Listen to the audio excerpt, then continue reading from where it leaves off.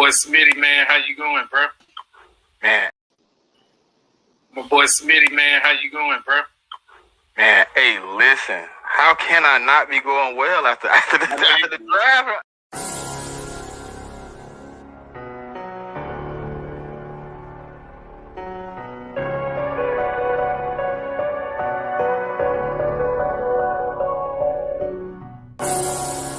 The enemy's clash. It's a thin line between love and hate. Casualties will be made. Mistakes will be overlooked. But today, training camp? What's going down, baby? Eagles, Cowboys, in the same room. But guess what? We're gonna keep it cordial, man. We're gonna keep it lovely. But enemies always go up. For the best show on YouTube.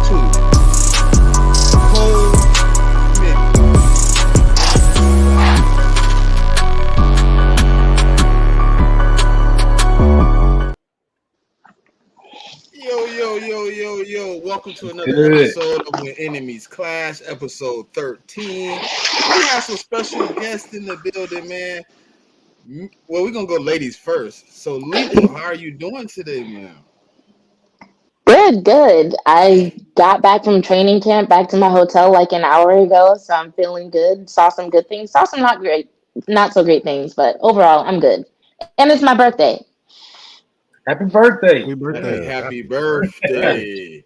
My boy Hotta, man, you know, straight off the mic. What's happening with you, brother?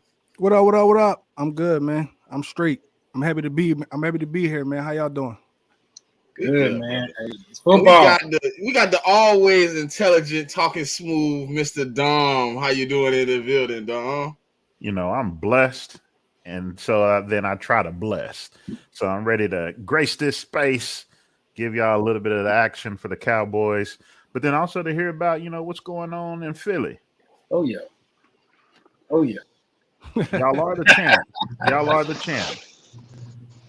So yes, sir. Yes, sir. It is, man. Let's get into it. So, Smitty, man, you think since y'all won, you know, the NFC, the division, we're gonna start with y'all on what's going on with the training camps. From what y'all read, hint, read. What's going on with y'all team, man? It's looking good, really, bro. Like the only person that's really not surprising, you know what I'm saying, is Jalen Hurts. You know, he doing what we expected. You know, it might be a small increase in what you seen last year to what you see this year, but I think the guys around him are starting to really lock in. You're starting to hear more about, you know, Devontae Smith having good days, AJ Brown having good days. You know, you got a dude in Joseph Nagata who just got here from Clemson. He having great days. He looking like he might be our fourth receiver, man, right now. The receiving room, like the running back room, people want to talk about they don't want to talk about the receiving room like what we really brought in Rambo and Hazelwood and Ngata and Olamide Zaccheaus. Like they don't really want to talk about the additions, but these guys really looking all right. I mean, today I wasn't really happy about AJ Brown like returning punts. I wasn't okay with that. Oh, you got him on punt return? I wasn't okay with that. I seen him return like 6 punts. I was like, oh no, I'm not okay with this. I don't think he'll ever do that. He won't. No, they had him back there for real, bro. He like was really like fielding punts like during our special team reps. I'm like, oh, hey, listen. Nah, we can't afford that at all. That's the most high impact play. Yeah. We can't afford that at all. But it hasn't been like the only thing I can say. I would be okay with him probably fielding a couple of kickoff returns because it ain't many kickoff returns a game, anyways. Yeah, just wave your hand to go to the 25 now, so it ain't really much to, you know, to come back. But it's been looking good, man. Nakobe Dean went out today, but he came back in. I don't really know the update on James Bradbury at the moment. He said he got hurt too, didn't he? Yeah, he got hurt, but he came back too. He put his helmet back on. He came back. We good. We back to work. So you know, we trying to get better, man. You know, we in the NFC East, man. The hardest division in football. The hardest division in football. Hold on, let me say it one more. The hardest division in football. Right. We almost put 4 people in the playoffs last year. There's no slacking and not getting better, bro. You got to get better. The Commanders, you know, you hear them out here. They a 10-win team. You listen to the Giants. They're 11, 12-win team. Y'all a 12-win team. like it's We not heard enough y'all wins talking to about 15 wins though. We heard y'all fan base talking about 15. So I don't know we who with said that. 15. I ain't that far, but I am in that 13, 14 Yeah. range. Okay. I'm cool with as many wins as they can get. If they get 15 wins, we're gonna be happy with that. I'm not gonna be upset about that. I better do Well, something. But that's definitely gonna be tough though. It's definitely gonna be tough. Being a It's a lot on Cowboys the guy, schedule for 15. being a Cowboys guy, I'll trade every single regular season win for some success. Yeah. Playoffs, I don't man. care about the, as long as we get the playoffs, Man, we that's gotta all get I it. care about, man. We got to get it in this Final Four this year. It's Oh yes, man. all the excuses are out there, but man, get to the Final Four. Wouldn't it be fire if the Dallas and Cowboys played? I mean, Dallas and Eagles played in the championship. Well, we ruined that plan last year. Wouldn't that be You crazy? started this, dog. That would be You amazing. started this. That You would be started this, dog. We wet the bed People on gonna that be one. harassing me on Twitter now, talking about we need Smitty in here because he gonna be reasonable. Right? God, Yeah. God. Oh, Hey, God, I was gonna be Tyler, you dirty. see it? I was gonna be Did you see dirty the and post? screenshot that comment you had on Twitter about that Eagles page. You was mad about that Eagles page always talking about Cowboys, man. Tyler, did you see what happened? Nah, what happened? Tell me what happened. So this is Eagles. It was Eagles Nation, right? Yes, Eagles Nation. So we've been in camp for 5 days, bro. They ain't posted no like highlight tapes or nothing. Nothing. All they've posted the whole 5 days is Cowboy training camp. Yeah. I snapped. I said we got all this stuff going on in Eagle country. We talking about the Cowboy. What happened with the Eagles today? Can you give me an update? They don't even know, bro. Yeah. Like, They why, don't even know. why is your name Eagle Nation, but you talking about the Cowboy? You might well change your name. He be on my page looking for content, man. I was like, hey, if you gonna look for content, at least give me a follow. Don't be all on my page. Don't follow me back. That's all I gotta say. But hey, man, we gonna get. I got a little couple of clips from y'all media team. So apparently, Jalen Hurts has been perfect in practice. He hasn't thrown any interceptions in training camp practice. They say he's been from not seeing the clips. I just want to know, how do y'all feel about it? How are you gaining a lot of praise for this, or is it just practice? Well, in totality, he's 56 or 72. Yeah. So if you want to be in totality, what I like about practice, right? I'm gonna let Holla jump in here, but what I like about practice is I haven't seen a lot of those quarterback runs. It's been a lot of put the ball up the field. We want to see where you can put this ball, where you can place it, because we want to go away from you putting your body in danger. Mm-hmm. I really want him to take that, and like he said today, his first attribute is passing the ball. Second attribute is using the mind. Third attribute is running. In that order. I don't want running to be first. I want it to be last, because I want you to be able to get out the pocket and kind of still look up the field. You know what I'm saying? Yeah. And you just drop it off. I mean, being smart, processing, working with Tom Brady, that's things that come. You know what I'm saying? Take your time. You know what I'm saying? What you think, Hotta? Oh, I really like what I'm seeing from Jalen and Camp. You know, he threw 0 interceptions. So that just tells me one thing, is that he locked in and he laser sharp right now. He's been progressing every year, and that's what we need in this training camp. Even though we didn't get to see as much as I would like, we still heard that, you know, he was doing his thing. So, you know, I'm super excited to see that Swift might be taking that number 1 running back spot. I've been saying it all off season since we got him. Now I thought that he would be number 1, and the things that I'm seeing from him is going to really be tragic. You know what I mean? This year for a lot of other teams, it's going to be hard to defend, you know, Jalen and a receiving running back out the backfield. But I'm extremely happy, man. So Lethal, you was at training camp today. Can you give me some interesting you seen out there, man? Because I'm trying to, you know, I want to hear something. I can, but before we get into to that, I have a question. There's no clips of what Hurts is doing at Eagles training camp. They ain't giving I'm us like, nothing. We drain dry. We over here putting pennies together to try to get them a camera system. I'm like 56 of 72 sounds good, but it's like when we say they there's have no all the tape. interceptions, is it They've been because taping What are they doing? Listen, How they've is it been looking? taping it. They've been taping it. They had drones. They had 2-3 drones out there the other Yeah. day. Like they was taping it. They're just not They're making just it not giving public. it to us. Yeah, they're not making it public. right, And right, then right. they put some I time, though. get that, The but Eagles been that's like what I'm that saying. I'm forever. like I want to see it because I want context. You Well, know, I'm like the when we only say time he we're gonna has get no. to see it, Lethal, is Sunday.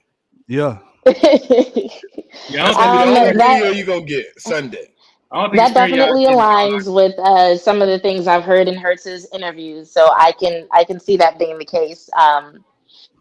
So yeah, I'm gonna take that with like a little grain of salt. As for me, what I saw at training camp, I was looking for like a couple of things because if y'all don't know, I've never been to an NFL training camp before. I've never been to any kind of training camp. So like Tuesday, that was my first time ever going to any sort of football practice and seeing it happen. So Brian Broaddus was kind enough to kind of like let me know, okay, this is how things go. This is what's about to happen next. Yada yada yada. That's why they're over there. They're over here. Whatever. So today I was looking for a couple of people. I wanted to watch Nashawn Wright.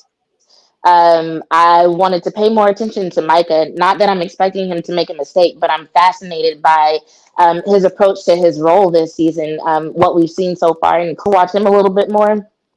And obviously, I'm watching Dak because he's one of my favorites. And then when I got there, I saw Simi Fehoko was suited up. So he became one of the people that I was watching because he had a quad contusion, which usually takes at minimum 5 days to heal from. 2 days later, he's back on the field. So I'm like, okay, I want to see what he's bringing to the field. And I know not a lot of people are interested in Simi, but I am. So I was watching that. But I would say over good things that I saw were that once again, when Dak gets the ball out fast, things are going well. He's very good at making those plays happen, so that's a good thing. The thing I don't like about that, well, I shouldn't say the thing that I don't like about that. The thing that I don't like that I'm seeing that's related to that is the fact that when he doesn't get the ball out fast, sometimes there are more breakdowns in the O line than I'd like to see. I know they're not really going 100% right now, but what I am seeing in terms of defensive players getting past the O line is a little bit concerning. So yeah, I'd like to see a little bit more protection for him, especially considering the fact that we have people like Brandon Cooks who like you really want to see them get yardage, you know. And I know we're all on like the yak train, like okay, we want to see our players get more yak, cool. But Brandon can also like take a really long pass, but it's like, how's that going to happen if the quarterback isn't protected long enough to get the ball to him whenever he's running those routes? So I don't know. Hopefully, though, questions on O-line that we weren't expecting to have. So we'll see. But outside of that, defense looks super hungry. Obviously, I'm seeing a lot of good things from some people who I don't think get enough credit. I will say that about Nashawn Wright. He's super fast. He's staying in the side pocket of the receivers that he's on. And I think a lot of people are just kind of going off the reputation that he had last year of having good moments, but overall not being as consistent as they like. I think he's stepping up, and I think it's time to give him a little bit more credit. For receivers, we've got so many receivers. Good God. There's a lot of depth there. So that's good. Let's see what else. Micah is a fucking force. Can I cuss on here? Okay. Yeah, Micah is ridiculous. Just watching him, you can tell he's taking his combat training seriously. Yeah. The way that he's approaching his opposition, it's like you can tell he's not just like, okay, let me push you, let me just get to the quarterback. He is finding weaknesses in their movement and using it against them. And that combined with the fact that he is so damn fast, dude is scary to watch. It is really scary to watch. And that might even be part of the reason why our O-line looks so disheveled, because there's so many times that they're having to double team him. I even saw it on Tuesday. At one time, it looked like they were triple teaming him, like just trying to figure out how do we stop this guy I got a from question. getting to the QB. You know, How many snaps What's did up? he get at edge? Was he mostly edge, or was he playing a little off ball? I mean, what we looking at? I mean, Yeah, Micah's. it was mostly edge. At least when I was paying attention, it was mostly edge. Yeah, He was on Tyron Smith like most of the time. Like him and Tyron going at it crazy. Yeah. He be getting but I heard he want to be majority edge, but you know, I heard y'all defensive coordinator also come back and rebuttal and say he's gonna play whatever is best for the defense. So that's Coach talk. This is facts. So he's expected to be majority edge by people who are Mako said at one point that he expected to line up at like 8 different spots at some point this season. So we might see some surprises. One thing that I know for sure is that they're not telling the public everything. So there are going to be some things that they're going to throw out there that we won't see at training camp. And especially when it comes to how many different ways can we use Micah Parsons, I don't even expect us to see that. So while the sound bites about him being moved all over the place are really cool, I never had any expectation of actually seeing it. I don't expect them to put a lot of footage of that kind. Hey, to speak off of what you know, as far as Dan Quinn telling the public, you know, we're gonna play him whatever. I wouldn't take what Dan Quinn nor Mike McCarthy say at heart. They both can lie to the public, especially Mike McCarthy. You know, this whole thing about the media saying we gonna run the ball, we want to run the ball, and then we got all these wide receivers. I just learned to take what Mike McCarthy, especially him, just take him lightly, and that's what I like. Lie to us. Don't let a lot of stuff go out, especially with you being underneath Jerry Jones. You know what I'm saying? We want to keep everything nigga tight. Why would we want the world to know what the hell we do? You know what I'm saying? So Yeah. I would say take it with a grain of salt. Maybe he might play anywhere. Maybe he might be at edge, but we ain't gonna let y'all know. we're not worried. Yeah, and I mean we have to think about the fact that like we see a couple of hours of practice that we don't see. They're having meetings that we're not privy to. So who knows what they're planning, you know? I'm just excited from what I have seen. I've seen our players doing very well. The skills that they're executing well. So I just feel like whatever they end up doing, it's going to be executed well. But I think we're going to see some surprises once we actually get into the season. Yeah. What you think, John? Man, you was out there last week. And you know, we all been following on the clips that's being released. How do you feel about anything that's popping out that you find intriguing about the team moving forward? Yeah, to me, the number one thing that stood out about this team is the defensive side of the ball. There are so many leaders on that side, and not just rah-rah guys. These are guys who are super productive that actually can bring something to the game, and then they practice just like you would want them to play in a real game. And so that was the number one thing that stood out. No matter what level of the defense you were looking at, as I'm, doing my little pictures, every snapshot I got, I saw a leader in that snapshot. So we got a nice blend of young guys with experience, men who still got something left in the tank. For example, Stephon Gilmore, that has been a godsend of a trade for the Dallas Cowboys. What he's able to do, not just for our cornerbacks to watch him coach up our receivers, for him to take CD Young to the side or CD Lamb to the side and be like, hey, young cat, like you did this on me in this route. How about you try this?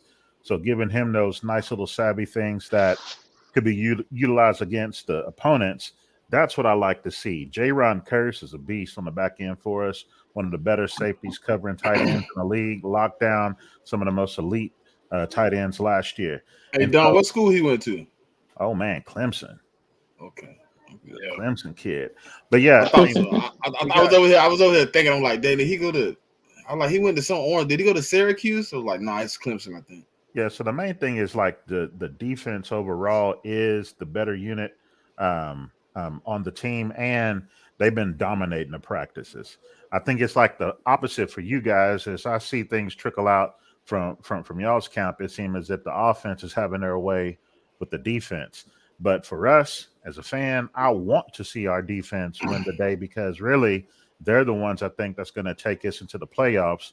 But we need our offense not to be lagging behind too far, because they'll, take us over the top, finally get us into that Final Four, because that's the side of the ball that's been hurting us the last 2 years. So overall, man, we have a very deep roster on defense. Our defensive line looks great. The interior of the line, which had been a problem, man, they're stacked. And so we got 3 guys over 330 pounds that can push the pocket from the middle.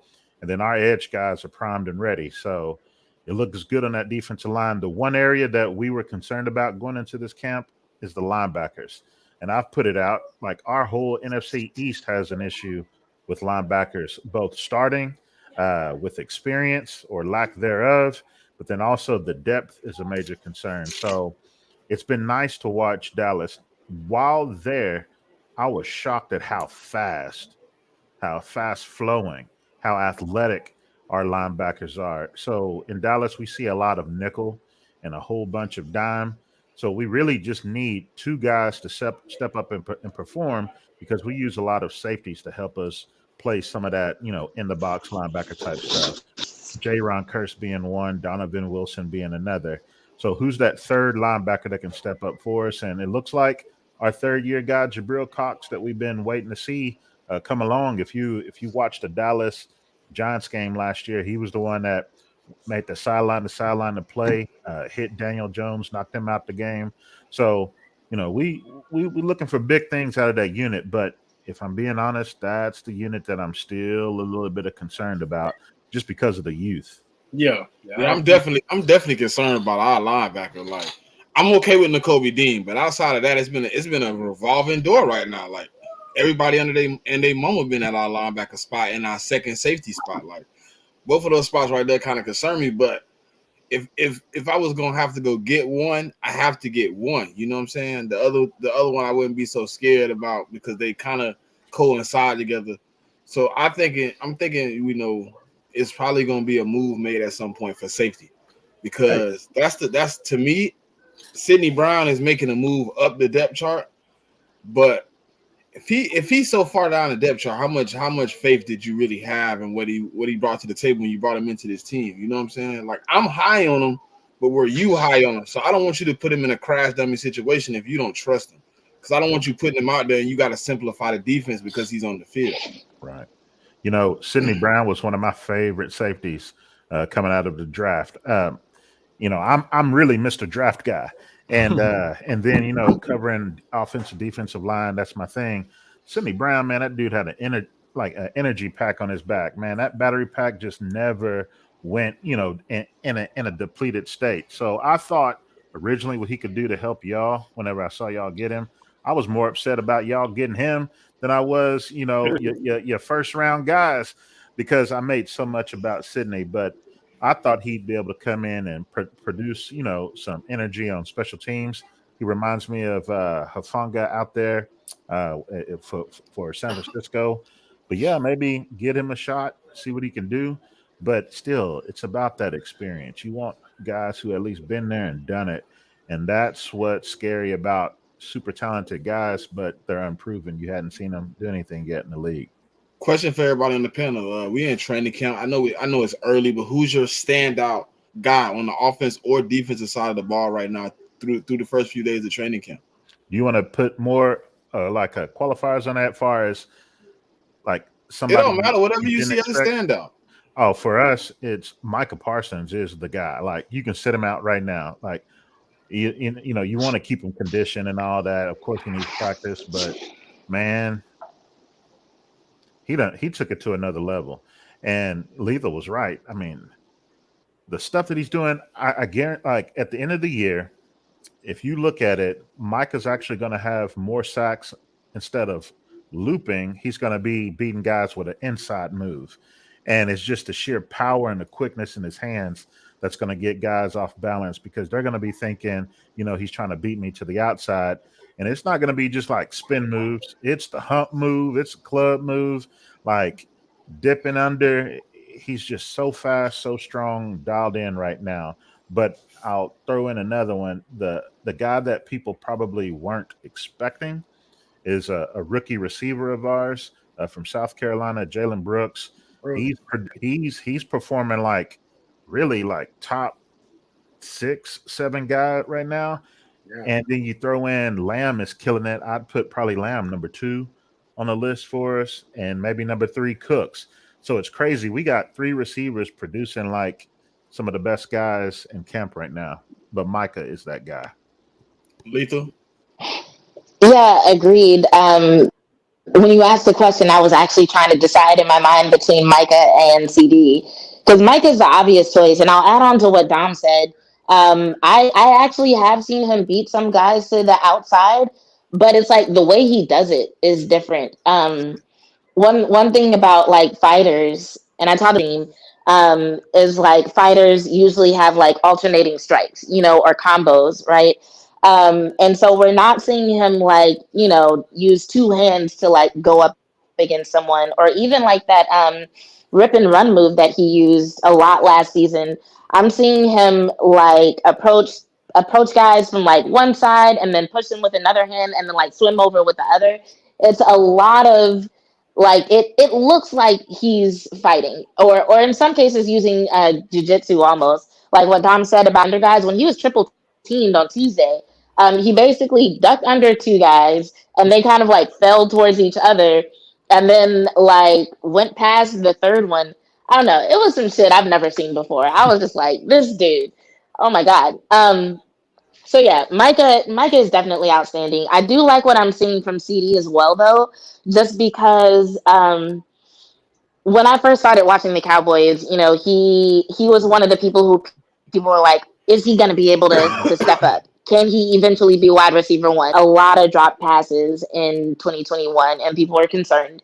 And then in 2022, he was kind of given the wide receiver 1 title, but people were kind of waiting for him to walk through the door. And by the end of the season, I would say he did it, but it took him a little while to really convince people. And this year, it's like he's going into the season looking like the undisputed number 1. Like he has leveled up season after season, and now he just looks like a fucking star. I love it. He's been one of my favorite players for a long time. And so I'm enjoying watching his growth. And I like the ascent that he's on. And I don't think he's done. I don't think we're like anywhere near what CeeDee Lamb is ultimately going to be. But the fact that he's doing so well, the fact that he is a top 10 receiver where he is now, it just makes me so excited. So I love what I see from him. And then just off principle, like I got to shout out Dak just because, and this is almost in consideration of the stuff that came out yesterday, but the things that he's done in the offseason and the type of leader that he's being at camp, hey, don't do that. I'm talking about his role as a leader, okay? That means a lot to me. We're going to get into that. Hey, Howard, look, I took the glasses off, bro. His leadership has done a lot for the team, and I would be remiss to not acknowledge that. Like I'm a person who I consider those types of things, intangibles mean a lot to me in terms of me picking my favorite. So yes, that is one of the reasons that I love Dak Prescott so much. And so shout out to him for handling the season the way that he's handling it. Hotter. If I had to pick 2, I got to go with AJ Brown. He definitely right back to work. He definitely starting exactly where he left off last season. So I'm excited for that. Our receiving core is hands down one of the best in the division, if not the best. And I also like to see what Devontae Smith is doing. Him and the way he progressing is something different. We really love to see Quez. Quez is one of those guys I'm definitely seeing, and I'm definitely excited to see what he bring. Even though everybody say that Quez ain't the guy, I always been a Quez fan. And what we hearing is that he's doing great in camp. So this receiving core, I think, is going to be one of the strong points.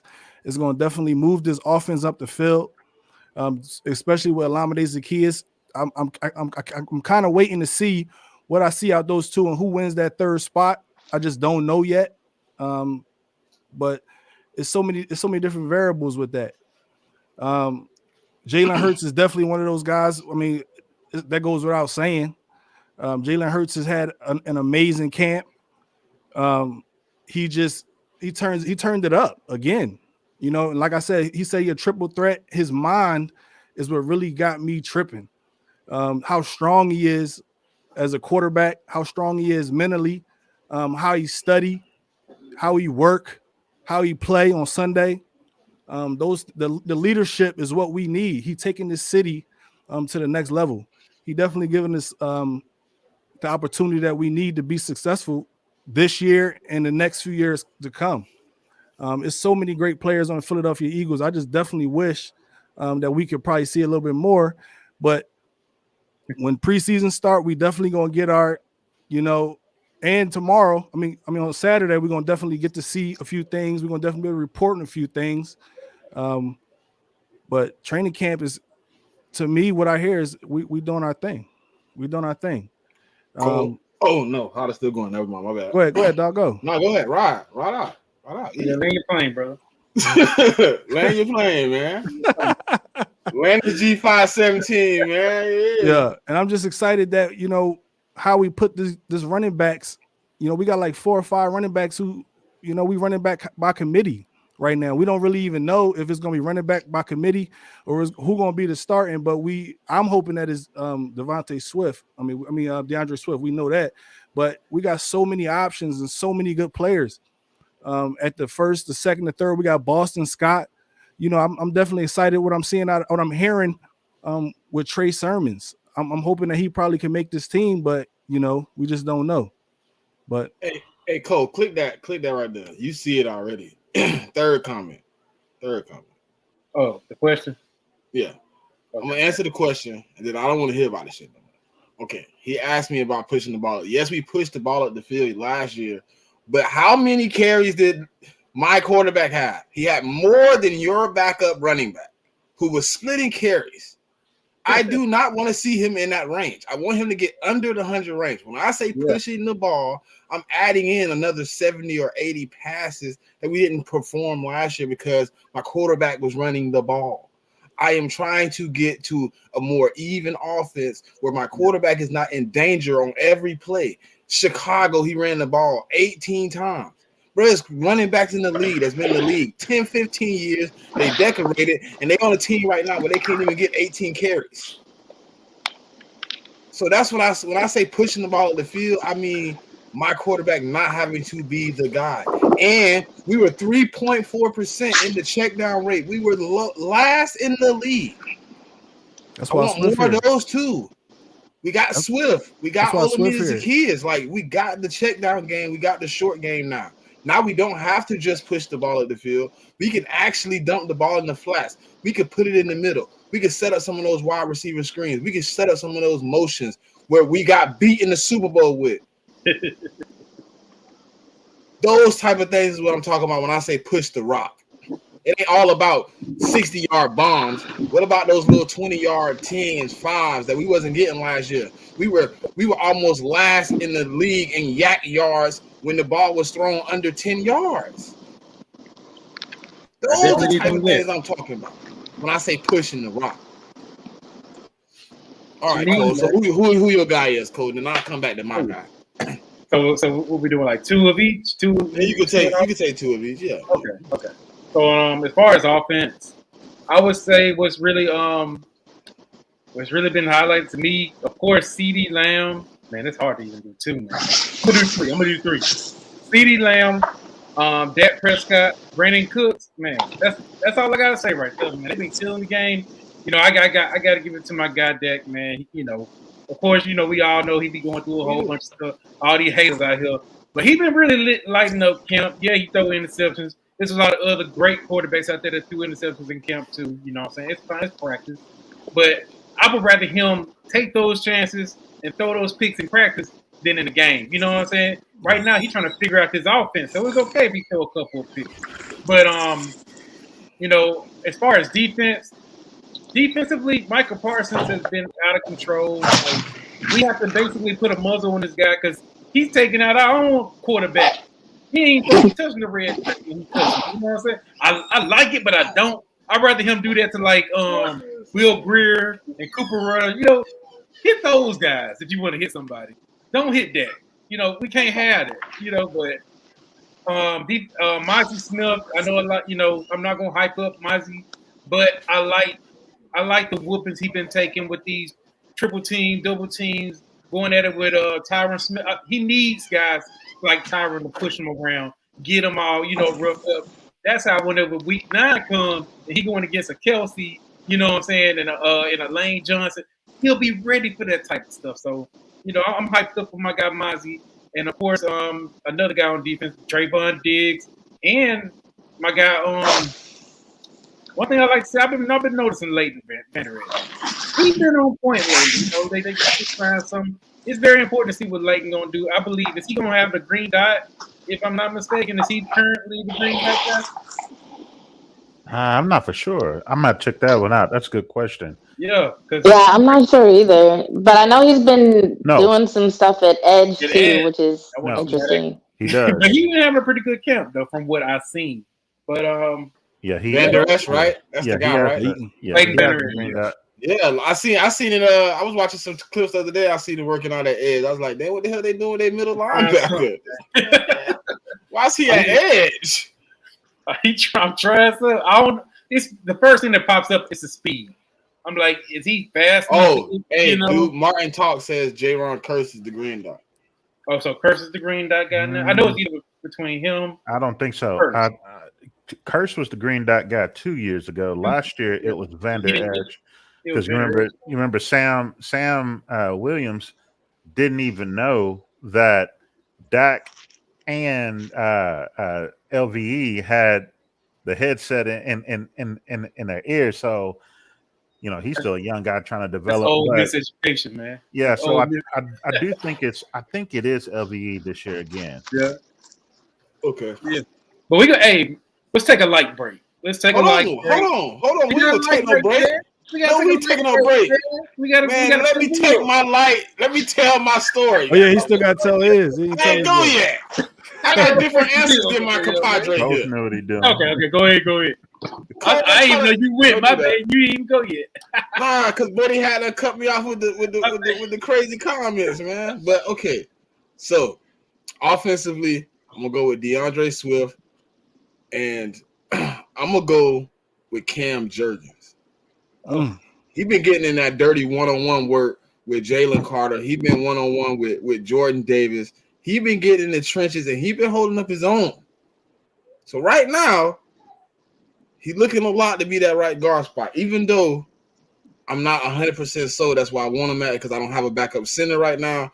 We'll get into that later because I don't want to throw Tyler Steen in the middle of no situation, and you know how that goes. So I'm gonna go with DeAndre Swift. I'm gonna go with Cam Jurgens. On the defensive end, I'm going Nolan Smith and Reed Blankenship. Nolan Smith been causing havoc all over the field. He been doing his thing.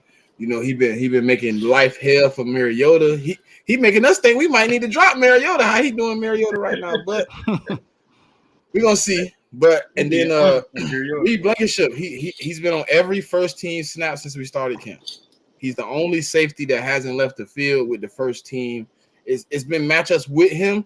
He's been on the field. He's the constant right now. So right now, I gotta be surprised by that because that's not exactly how I thought it was gonna go. I thought he was gonna be, earning his spot in the same manner of Sidney Brown. But since he getting all the snaps, he been around the field. He been kind of been there, and he still kind of got that same mindset of last year where he going to Bradbury, he going to Slay.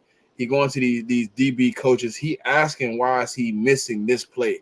Why am I not in the right place? And he want to know. He want to understand. And I understand. When you're a UDFA, you got to do a little bit more work. You got to seem like you wanted a little bit more than everybody else. But he's in a situation where he's showing it, and I can't do anything but give him kudos. Now you can take your light break. Oh yeah, man. I'm just trying to feel, man. What you trying to glaze the honey bun over there? Yeah. We gotta go ahead with a shout out to BLS. I can't say BLS. I can't either. BLS. Dumb from Pick Six Sports. I got the links in the in the chat, and my guy Diamond Crew. Appreciate you. I just shot you a sub, brother. Hey, I appreciate you, look man. up to all these guys on the panel, man. Like they bringing out great content. Lethal, you can't come up with another name. Huh? Like she can't come up with like an acronym, so we ain't gotta say that word. I can't say the word. It has an acronym. BLS is an acronym. That's the acronym for real? Yeah, Yeah, BLS. BLS. Yeah, Okay. bitches love sports. So if you don't want to say bitches love sports, you say BLS. It's fine. Okay. Hello. Every time I talk to Cole and we be like talking about it, I'll be like, love sports, you know. You be like, huh? I just skipped the whole word. I don't even Gotta be lie. respectful.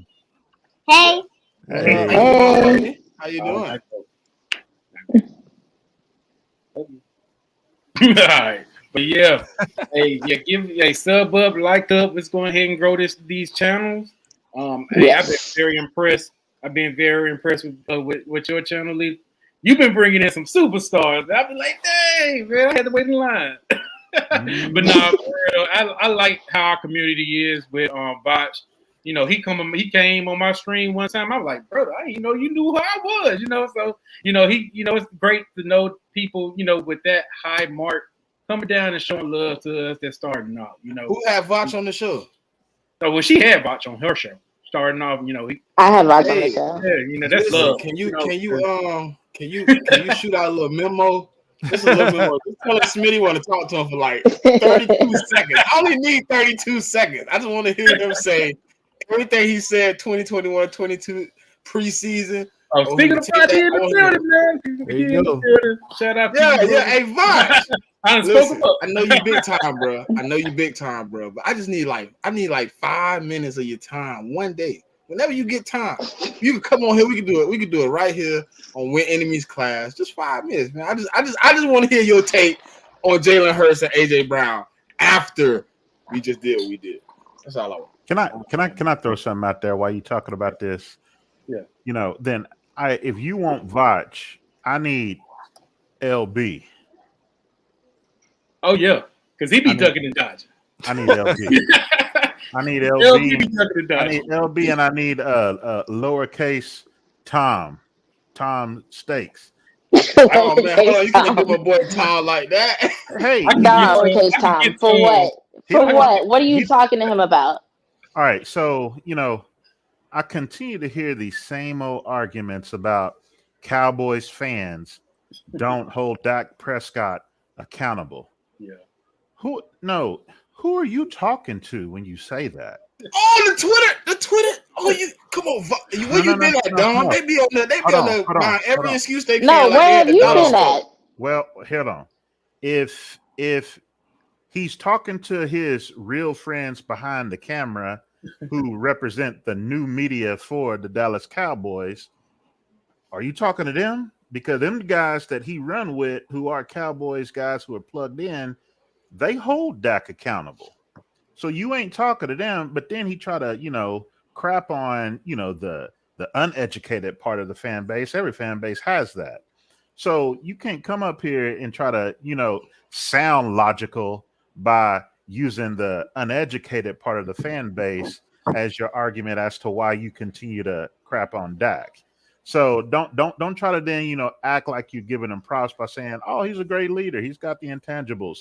Dak is a good quarterback, but hold him accountable. It's like, bruh, he's being held accountable. The only reason why guys like a Coles, me, BLS, some of the other educated people, those guys who are higher up right now in this game who represent the new media for us, the only reason we do then put as much, positive things out about Dak is only to combat guys like him, guys like lowercase Tom. So we only bring those things out in defense of Dak while knowing that our guy needs to get us over that hump. Yeah. But we feel like he has what it takes to get us over the hump. You'll never Can I add to that though? Yeah. I feel like it's not even just to defend Dak. Like I feel like when people are talking about what Dak has done wrong, they're only telling part of the story, And so if you want to tell the full story, it's like we're defending Dak or we're making excuses because we have to list all the good things because nobody else is. Even if you look at just what's happened during this offseason, since training camp started. I've literally been watching mainstream media, and every time I watch them, I'm like, have they listened to any headlines, any interviews, any news coming out of the actual Dallas Cowboys camp since like March? Everything that they say sounds so old and so outdated, but it fits their narrative, so they go with it. So we're not holding him accountable. I just think it means that we're holding him accountable and we give him praise and we add context and we consider the nuance of various situations. Like he's had interceptions at camp that I want to speak on, but I literally don't speak on it because I don't feel like people saying they're making excuses for him. Like one of the interceptions today, it was Stephon Gilmore was on Simi Fehoko. So yes, if you have like one of our best cornerbacks on our wide receiver 4, maybe 5, depending on who you ask, like, yeah, shit's gonna go awry. Or to go on Twitter and say that, people would be like, oh, you're making excuses for Dak. It's like, no, this is a fact. I know what I saw, you know? What's that? So it's, huh? Plus, it was out of bounds anyway, so it didn't count as an interception. Yeah, so it's just really frustrating when those things happen. That being said, Dom, leave lowercase Tom alone. The reason why I asked like why you wanted to talk to him was because like I just feel like that would just be a bloodbath. Like y'all do y'all thing on Twitter. You do not need to bring him on the show. All right, hold on. Smitty, y'all My had problem. He the low hanging I fruit. had time on the show, but listen, my problem with a lot of the fan base in Dallas, right, is when you start telling them what you really feel about Dak Prescott. You're like, look, I like. Okay, look, I'm gonna put it like this, Dom. I'm a Brett Favre fan, but you know what made me not be a Green Bay Packer fan? I didn't like the turnovers. I just didn't. Right. I didn't think that was winning football. I like Josh Allen. I don't like the turnovers. I just don't. So when I think about Dak Prescott, I'm like, if it wasn't for, and it's not even like he's a big turnover guy. Like, if you look at his numbers, he's not turning the ball over 20, 30 times. It's the moments of the turnovers. It's like fourth quarter. Not really enough moments, man. Y'all, the last 2 years? Well, that last one in the The playoffs. moment of the turnovers? Yeah. The playoff game was a moment. That was a moment. You got to admit that was a moment in the playoffs. It I was can a take regular season fuck ups. I could take that. Wait. Hold on. I need clarification here. I need clarification. You saying that you like Dak Prescott, but because of a few moments that he had in one season out of his entire career, that made you turn away from him as a quarterback altogether? I wasn't done. If you'd have let me finish, it's the turnovers and it's the go ahead. playoffs. It's the playoffs too. But It's the playoffs too. He has showed, according to Coles, the man has showed up 2 times in 6 games. He showed up in the 2016, his rookie season. He didn't. Showed up, We didn't. and then We didn't lose because of him. We didn't win. Y'all lost to the one where y'all won and then lost to Seattle, right? Yeah, we won against we won because of him in Seattle. When we lost because of the defense against the Rams that same year, the Rams that went to the Super Bowl. Okay. Dak didn't lose us that game. The defense did. Now in 2021, that's different. A lot of stuff went bad. Okay. The two games against San Fran, who lost that game? And which one? The first one or the Both second? of them. The last one. The first one? Both of them on Dak. It's still content. It was Listen, 14 points in that game. Listen. Hold on, wait. My son You all on one player. Look, my son is in middle school, right? My son in middle school, right? Okay. When Dak took off and ran, he said, go out of bounds. And he slid. He said, Daddy, that game over. I said, no, they might got a chance. He said, no, you can't run with that little bit of time on the clock. That's a bad play. But the whole If game my was 13-year-old son can see that's a bad play, and he don't even play football. But that's that game that's wasn't that on that one play, though. play. Like they didn't lose that game off of that play. No, but it accounted to the loss Right. too, though. Bad time management is part of losses. We're not saying that Dak didn't play a role in the loss. We're saying that you can't blame him for the entire loss. Is that a difficult concept? Hold on. We do this as fans, right? The quarterback get the praise if he when he succeed, but when he lose, you tell me I can't give him all the blame. No, not Dak. Not Dak. We've never given Dak all the praise for a win. Get praise for winning. Hold on. Let me explain it. He gets some praise. I just told me I went 12-5 2 blame. years in a row because Dak Prescott was your quarterback. In y'all playoff games, did Jalen Hurts get praise from them games? because Jalen Hurts didn't throw no touchdown passes in that playoff run. Y'all gave praise to Kenny Gainwell and y'all defense through the playoff. Hold on. Wait. Dom has something to say. Let's march through this. As a rookie, performing the way he performed, Dak did not get the praise that he really deserved because everybody talked about O-line, the best O-line in the game. And then Ezekiel Elliott doing what he was doing in that backfield. It was all about the run game. And then the defense was solid enough, but it was all about really Ezekiel Elliott, the run game. The second Dak got paid, then it was about the contract and about how, he's only an intangibles guy. He don't have the arm talent. And then it shifted to the defense last year. Like every time Dallas has some success, even within our own fan base, you got fans over here talking about they want Romo back. Oh, we should have brought Romo back in whenever they went to that playoff. Right. It's like, man. Last year we had fans trying to say Cooper Rush was a better quarterback than Dak Prescott. Right. Statistically, the offense wasn't high, but Cooper Rush did not lose games until he met us. Until he got to Philadelphia, a real team. He lost. He was winning games. He was 4-0. Even those wins in context, it was poor offense on the side of the Cowboys. It was just a great defense really doing that thing, because nobody in their right mind would have said Cooper Rush is a good quarterback. In fact, he was available this offseason. Nobody got it. If we say it was a great defense, and Cooper Rush is a good enough quarterback to where he didn't completely fuck it up until he got to the Eagles when he just seemed like he was at a loss of what to do. Right. So, I mean, he did what he was supposed to do as a backup. They simplified the offense to make it easier for him to manage. He, protected the ball. He did what he did. At the end of the day, if you look at their actual skills and what they actually bring to the field, that as a matter of fact, I'll say this, that was when I really started to like Cowboys Nation, because around the time that debate was happening, that was when I discovered Nix and Dom and the spaces, and I heard people actually telling the truth and providing context and backing up the points with facts, and I was like, okay, I love this fan base now. Let's do this. Yeah, it's been insufferable for anybody. The thing I was saying wasn't about fans like you though. What about the fans that be like, oh, you got to take some of his interceptions away because no, it's an interception. It happened. Even if it ain't his fault, it happened. It go on your Cowboys fan base is too large to try to hold every single segment of the fan base accountable. There's so many people. I hold my fan base accountable. That it's like you're going to like the way the fan base is larger. That means the segment of our fan base that is a bunch of idiots and a bunch of dick riders. That segment is also larger than other fan bases. Every fan base has those people, but with the Cowboys, there's just so many of them, and they talk so much, and they're catered to and pandered to by the mainstream media, which only makes them louder.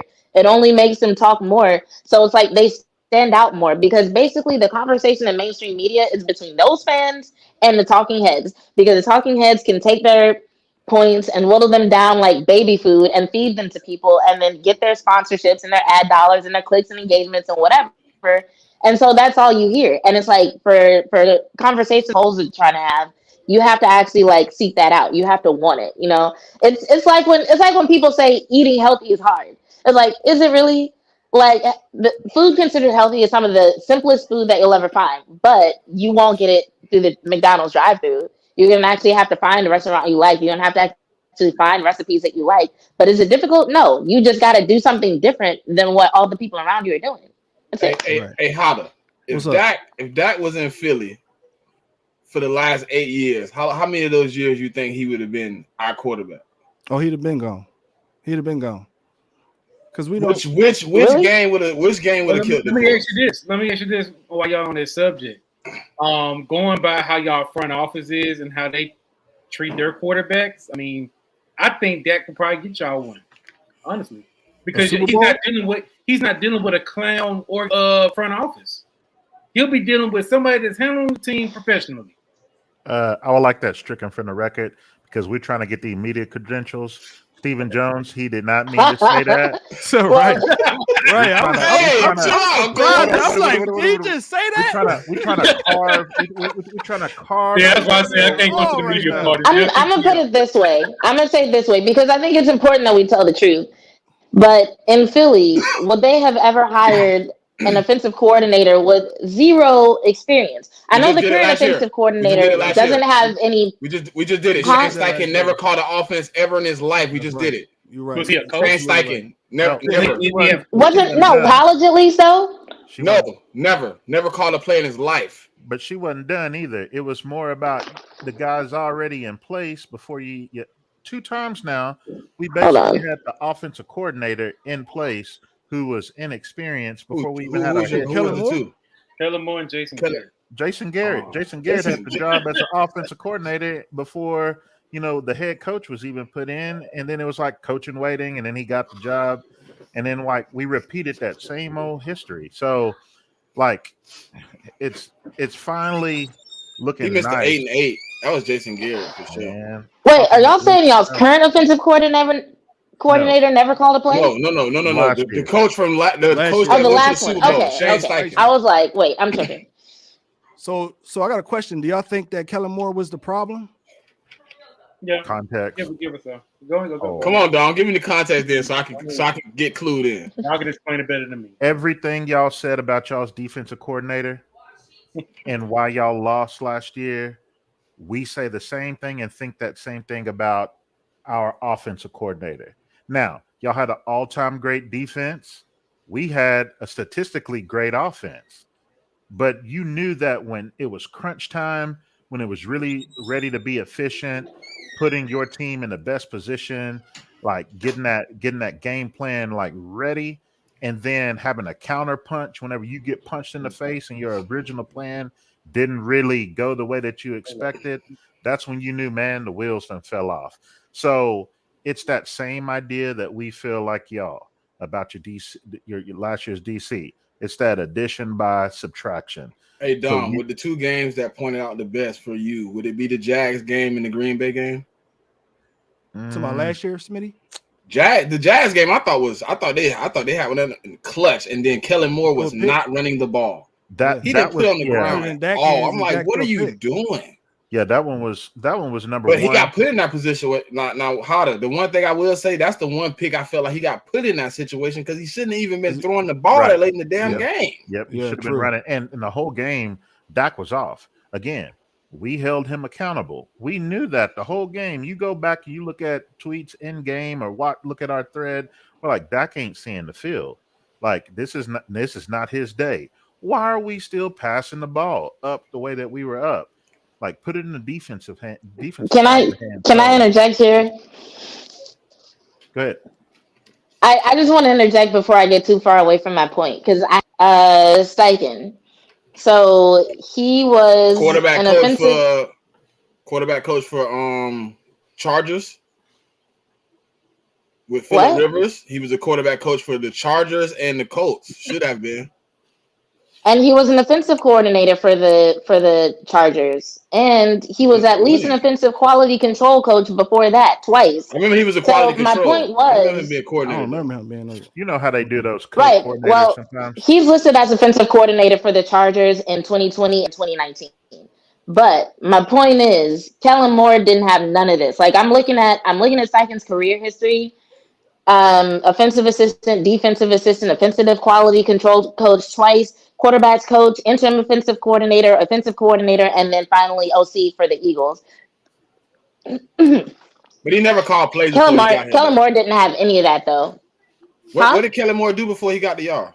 I don't even know. He was our backup quarterback. He's a Good. Nothing. He was a backup quarterback, and then they made him a quarterbacks coach, and then they made him an OC. That was it. Like he was just in the building, and they decided they liked him. Essentially, is what happened. Yep. Same thing with Garrett in a sense. And then they kept him around for years, despite everybody saying, like, "Hey, it looks like something's lacking in his play calling. Like, maybe we should, get him some more experience in another role or somewhere else, and bring in somebody who knows what they're doing." My fault, Lethal. It was more Jonathan Gannon that was in the shoes of Kellen Moore than Steichen, because Jonathan Gannon 2020 was a DB coach, and then he got promoted to defensive coordinator overnight. Yeah. Well, basically, Okay, you know, I would say that's a and little bit more comparable. yeah. But just adding on to what Dom was saying about Kellen Moore, I think when people ask the question like, okay, was Kellen Moore the problem? The same way that I don't put all the blame on Dak, I don't put all the blame on Kellen Moore, but I would say there are some things that I would have expected him to do differently, especially in terms of in-game adjustments. That just so many times where it felt like Kellen Moore was either calling the games based on some sort of script that he refused to deviate from. He had his schemes that, regardless of what his players showed him that they were good at, he's like, you know what? Fuck that. I want to call the plays this way. Sometimes I was like, I wonder if he did that because it looked pretty on paper. Like mirror routes, like it just didn't make sense for the skills that we had on the field. Like, huh? Triple verses on third down. Man, yeah, the You know. cute stuff. So Like the option route thing is kind of what killed me because y'all kept telling me about and that. here's I'm trying to here's see my it. major point when it comes to all this. If you look at all the losses for the last 2 seasons, most of those games were lost by 7 points or less. So we're talking about one possession. So in other words, a handful of plays each season could have made the difference. So I feel like if we had a more qualified OC, maybe those handful of plays could have gone differently and we could have gotten different results. Talking about a losing team that just like shit the bed every single game. We're talking about a winning team that somehow managed to lose some very important games. We're not talking about entire games that were lost by like 20 points or anything like that. One possession in most cases. One possession. So if we're looking at maybe one drive, a few plays that if they would have done something different, we could have gotten different results. And so I think that's why when Mike McCarthy says we need about a 30% change in the offense, I think that's what he's referring to. He's looking at those situational circumstances that just like, hey, that should have been called differently. We have players with certain skills that could have made this game go a different way, and we need to use them according to their strengths and to their skills. And that's something that Kellen Moore didn't do. Yeah. And you know what? I'm gonna bring up a point. My guy Nick's brought it up. That 30%, ignore that. Coles, you even mentioned it earlier. McCarthy be lying. It's gonna be more like 50%. They're gonna change up a little bit more. That's like men. That's like men who are really 5'9", 5'10", tell you they 6 feet tall. Like you don't ever tell the full truth. So yeah, you bring up some good points. Yeah, ultimately, man, it came down to we were so predictable on our run plays on first down. We were running between the guard over and over and over, running into brick walls. A couple of years ago, the issue was red zone efficiency. We would drive the ball between the 20s like it was nothing, and then we'll just call some cute play like Cole's alluded to. It's like, what are we doing an end around for? And we've been pounding the rock, and then it was the bringing back the option route. It's like, okay, what are we doing? But the efficiency with the run game was a problem. It wasn't that we didn't run the ball enough, because you look at the overall numbers, we ran the ball about 48% of the time last year, but it's the type of run. And so that's what we're wanting to see out of Mike McCarthy. And they're spending a lot of time in practice focused in on the offensive line scheme. We got in a new offensive line coach.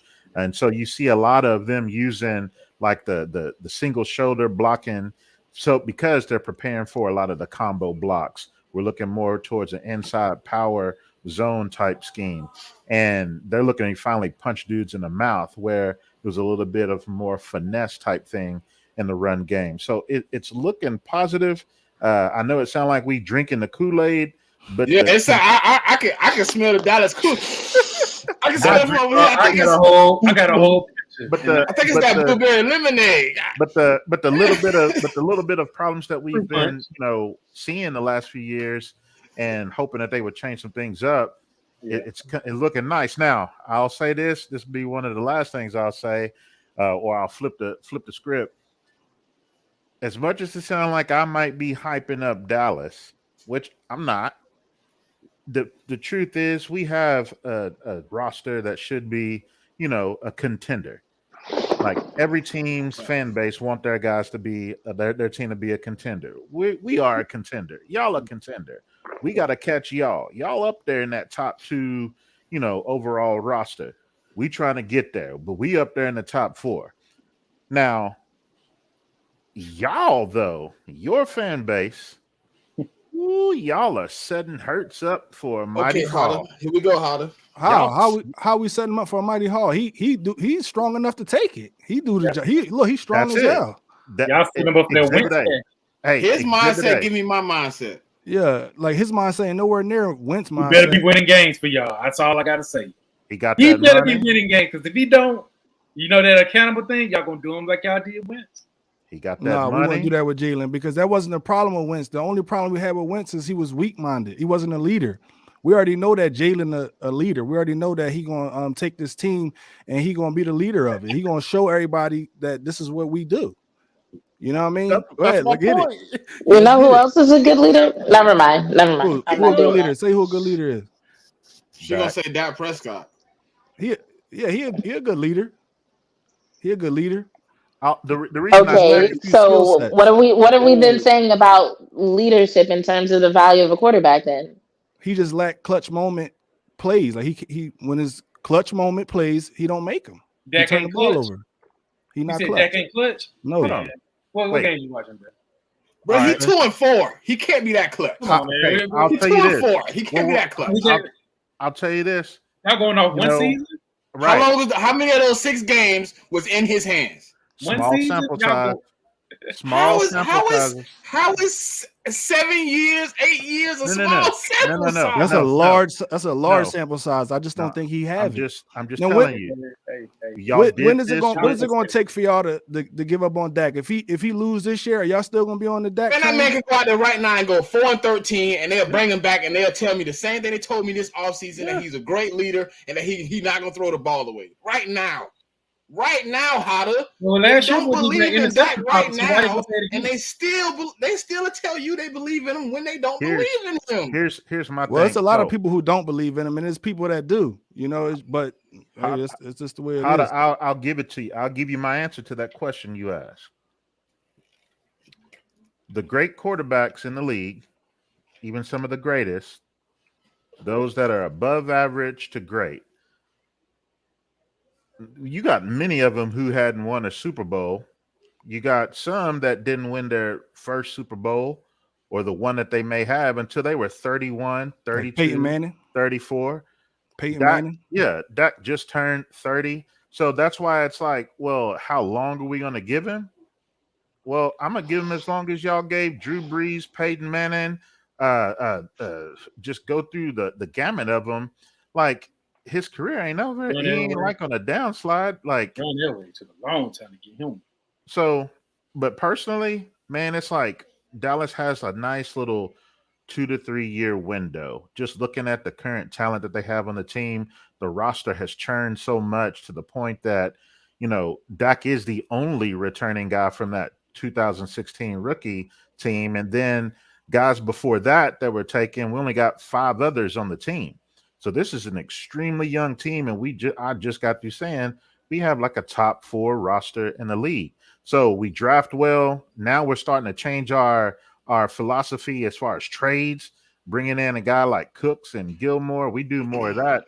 That's going to be nice. In fact, Dallas has tried to do that the last 3 years, bringing in more named guys. It just didn't work. So now Don, they brought in veterans. You brought up a couple greats here. I just want to ask a question. Was their careers up until that point not better than the accomplishment that you've seen out of Dak Prescott in 8 years? Do you remember how people trash Peyton Manning? And actually, here's the other thing. When? I'm year 3. Only social media trash about him in year No. 3, and then this man came out and got an MVP. It was Put the league on fire in year 4. Remember, it was the same. It was the same lack of playoff. Couldn't get beyond the Patriots. People trash Peyton Manning. Then they start talking about where he was playing Peyton at though. He's playing in big games, not the divisional round. It still doesn't Tom matter. Brady was facing that man to go to Super Bowls, Dom.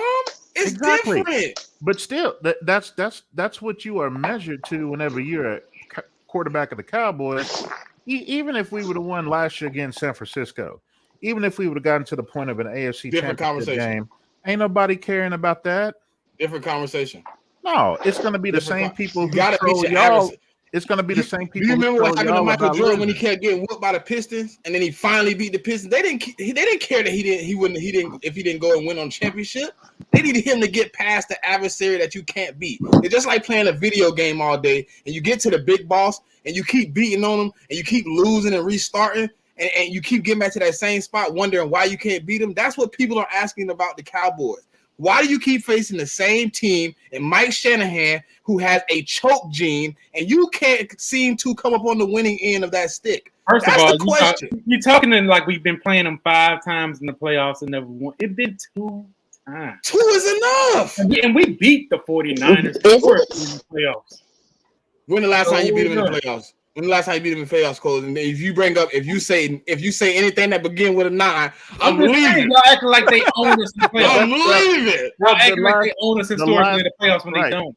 The last I'm just three times saying, we 2 is played enough. them, the 2 three games. time- yeah, the last time we played them was a 90s game, and then these last 2 years. Like, what are we talking about? You know, back then we Because owned. it's Do the you know manner back then of we the owned L, them though, 2 times in a Dom. row? Do you know we owned them 2 times in a row back Hold in on. the And it's- Okay, I understand the 90s. We don't care. Just like I don't care about your championships in the 90s. I don't care about the 90s, bro. But you're I'm talking acting like about you what just have beat you the done for me lately? Okay, And lately, I'm glad you said that. I'm you glad- have took So an let's talk about L something. to the 49ers, Let's just talk like I about the took an Eagles. Why L y'all to the can't beat the Chiefs. Cowboys? Why y'all can't beat the Cowboys then? The same stuff. We won and won last Why y'all year. can't get past Dallas? We won it. What have you done to stop Wait, me from I'm getting past trying you? to figure In out your- why this in is your- even significant. Why in is your this even a quarterback's conversation? In your quarterback's tender, I got 2 Super Bowl appearances. How many you got? 0. That's the context.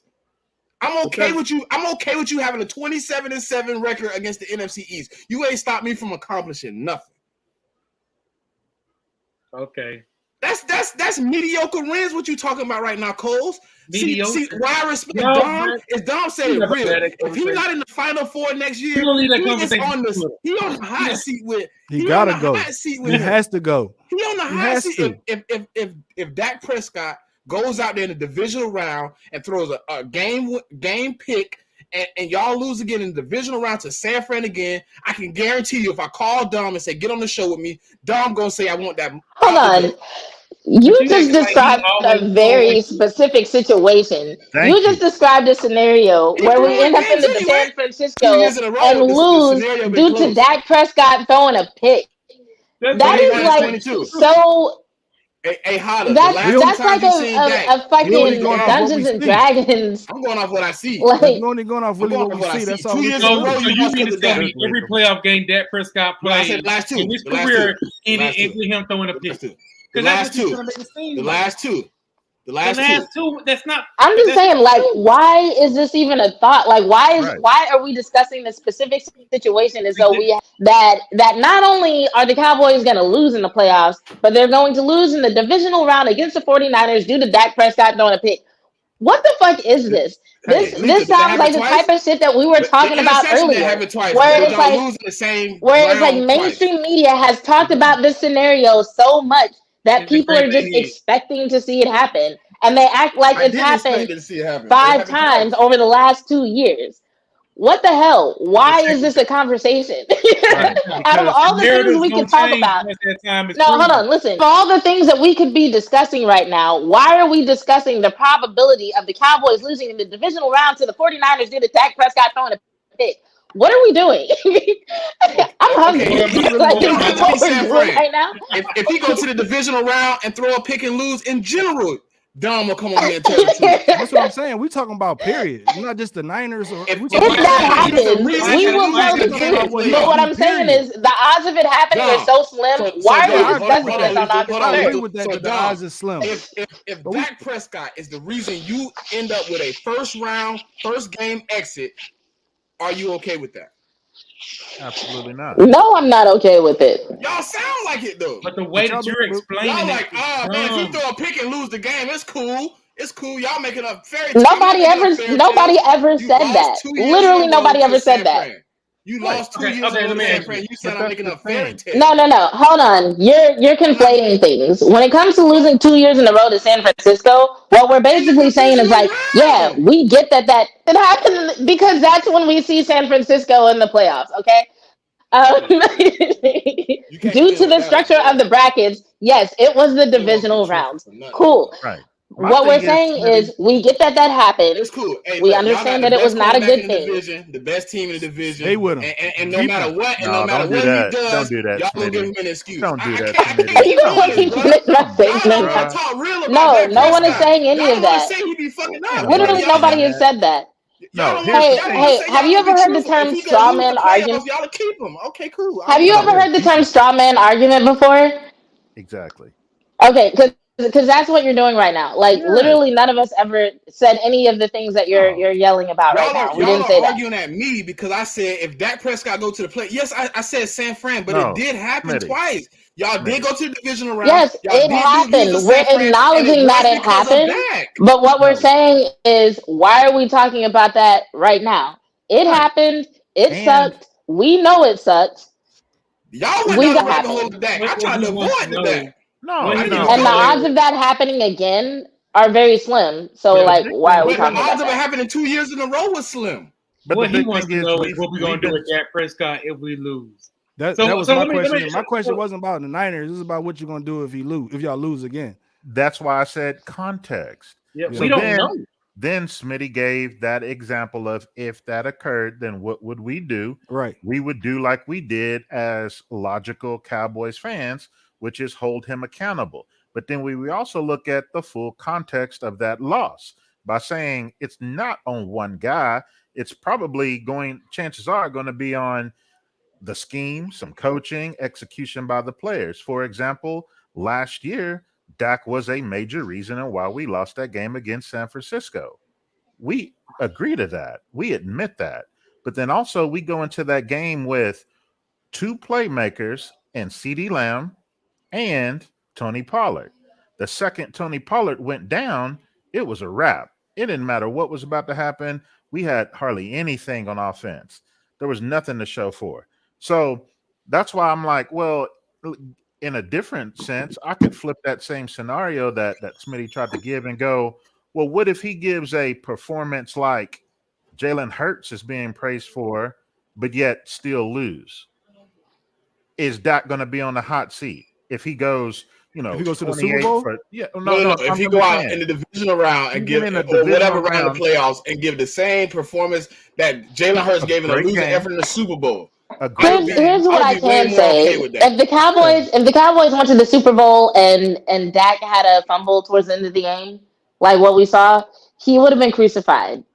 If We the didn't but fumble. we Cowboys Hold up, still were lose. That fumble facing, was in the fight for first quarter. improvement. If that would have been Dak That in that fumble was if in the first situation, quarter. Yeah, no matter how his performance Jalen was, Hurts, he would just have like got y'all threw the crucified. pick it doesn't, in the game but it against doesn't us. matter. It doesn't matter.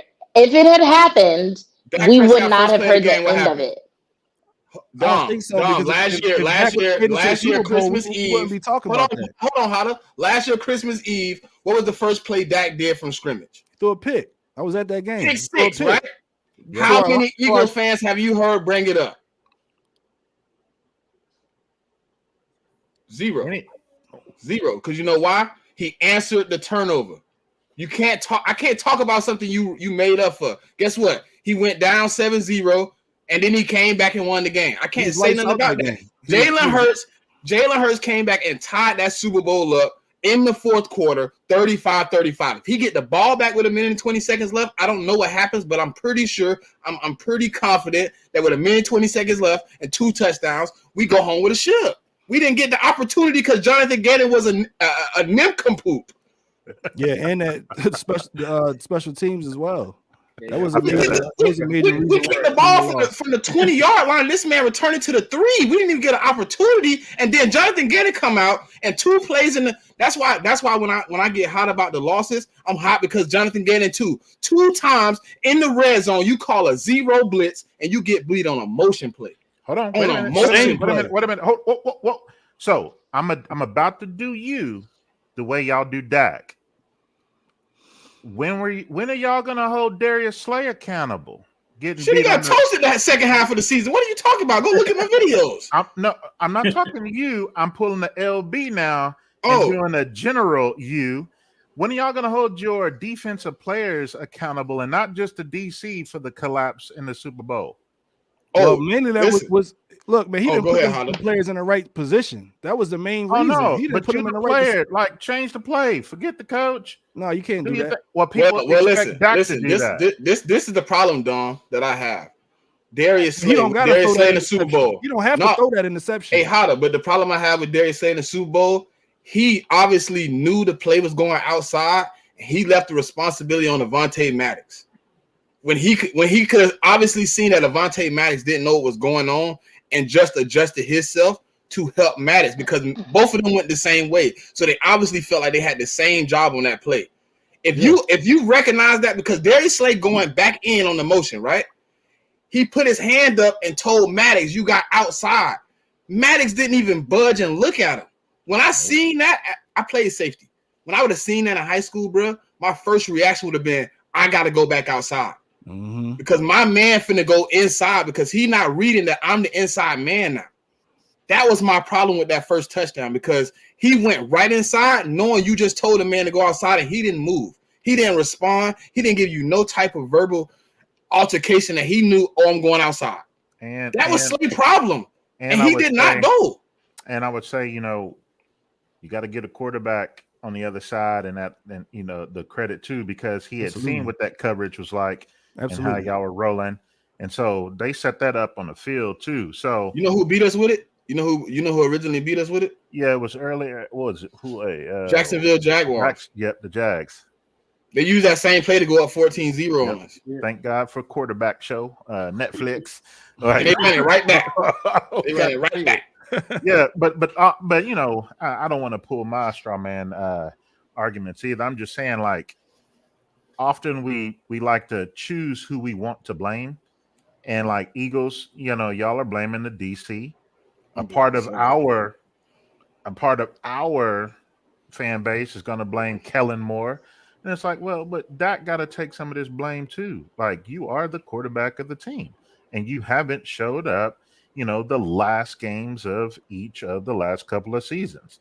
But also, full context will show you, Dallas, man, that offense was sputtering. Like, it just did not have the offensive weapons. And Tampa Bay at that point, that was a fraud of a team making it into the playoffs. Even whenever the Giants beat Minnesota, we all knew Minnesota wasn't, a team that really should have pulled off 8-9 wins in a row. It was going to be a bad matchup. So ultimately, the buck was going to stop.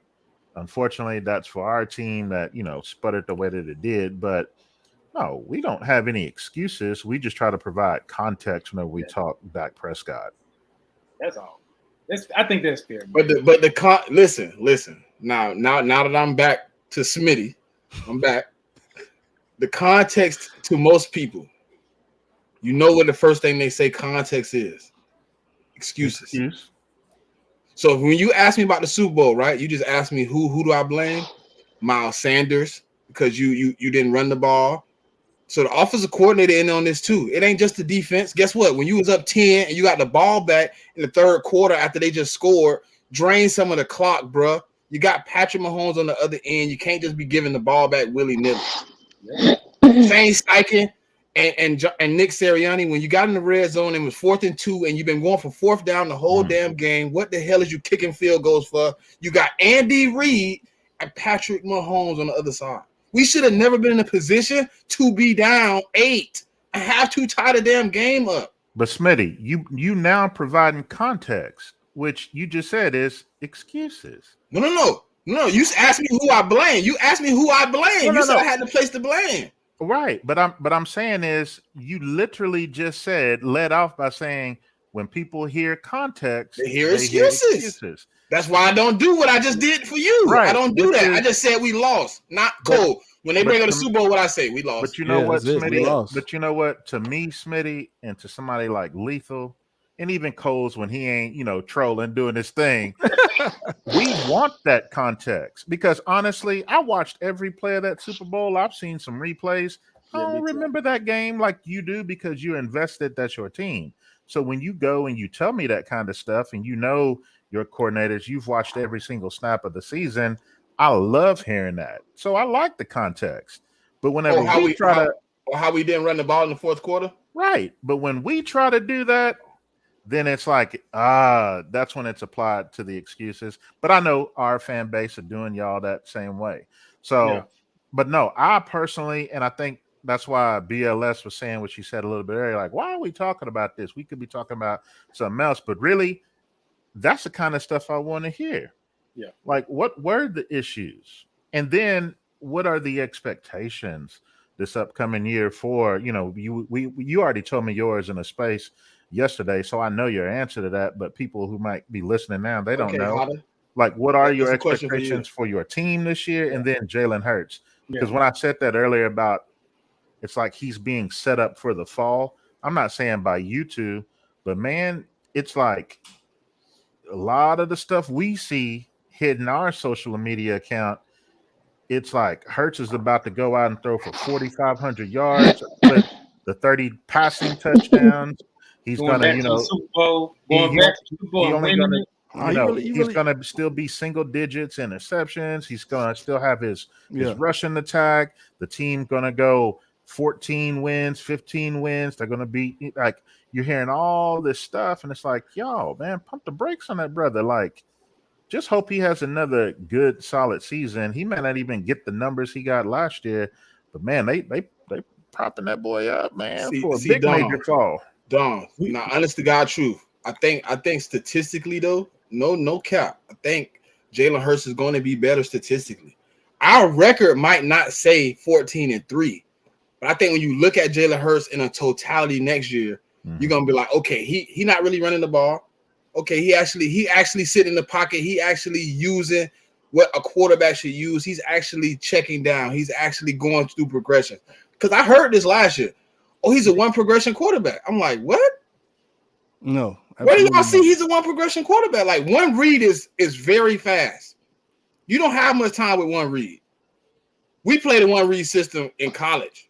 I think there's a time when he was 2022 when we was there was a time when he was, because that's just a habit among Lincoln Riley quarterbacks anyway, but that's a different conversation. Yeah, but his progression shows that he's running through his progressions. Yeah, he is. And he like I said, you can tell by how accurate he has been that he's reading his progressions. Because if you're just looking at one player, then you're not going be as accurate as he is right now, in my opinion. Yeah. But I feel like the Eagles have to win this division. Like, that's my expectations, is winning this division, and I would like to go back to the conference championship. That's what I want to see. I'm not saying we're gonna win it or lose it, but that's my expectations for this team. I think we set up for success, and we're gonna be able to do it. Cole? I got a couple for y'all, man. Okay, I hear your expectations. I hear it, Hotter. But check this out, man. I even asked Smitty this. We had a conversation, and I want you to be real with me, man. Okay, the Eagles Nation, because they be in my mentions even when I don't even talk about it. They say they going back to the Super Bowl. The delusion that us Cowboys fans been saying for so many times because we excited about our team.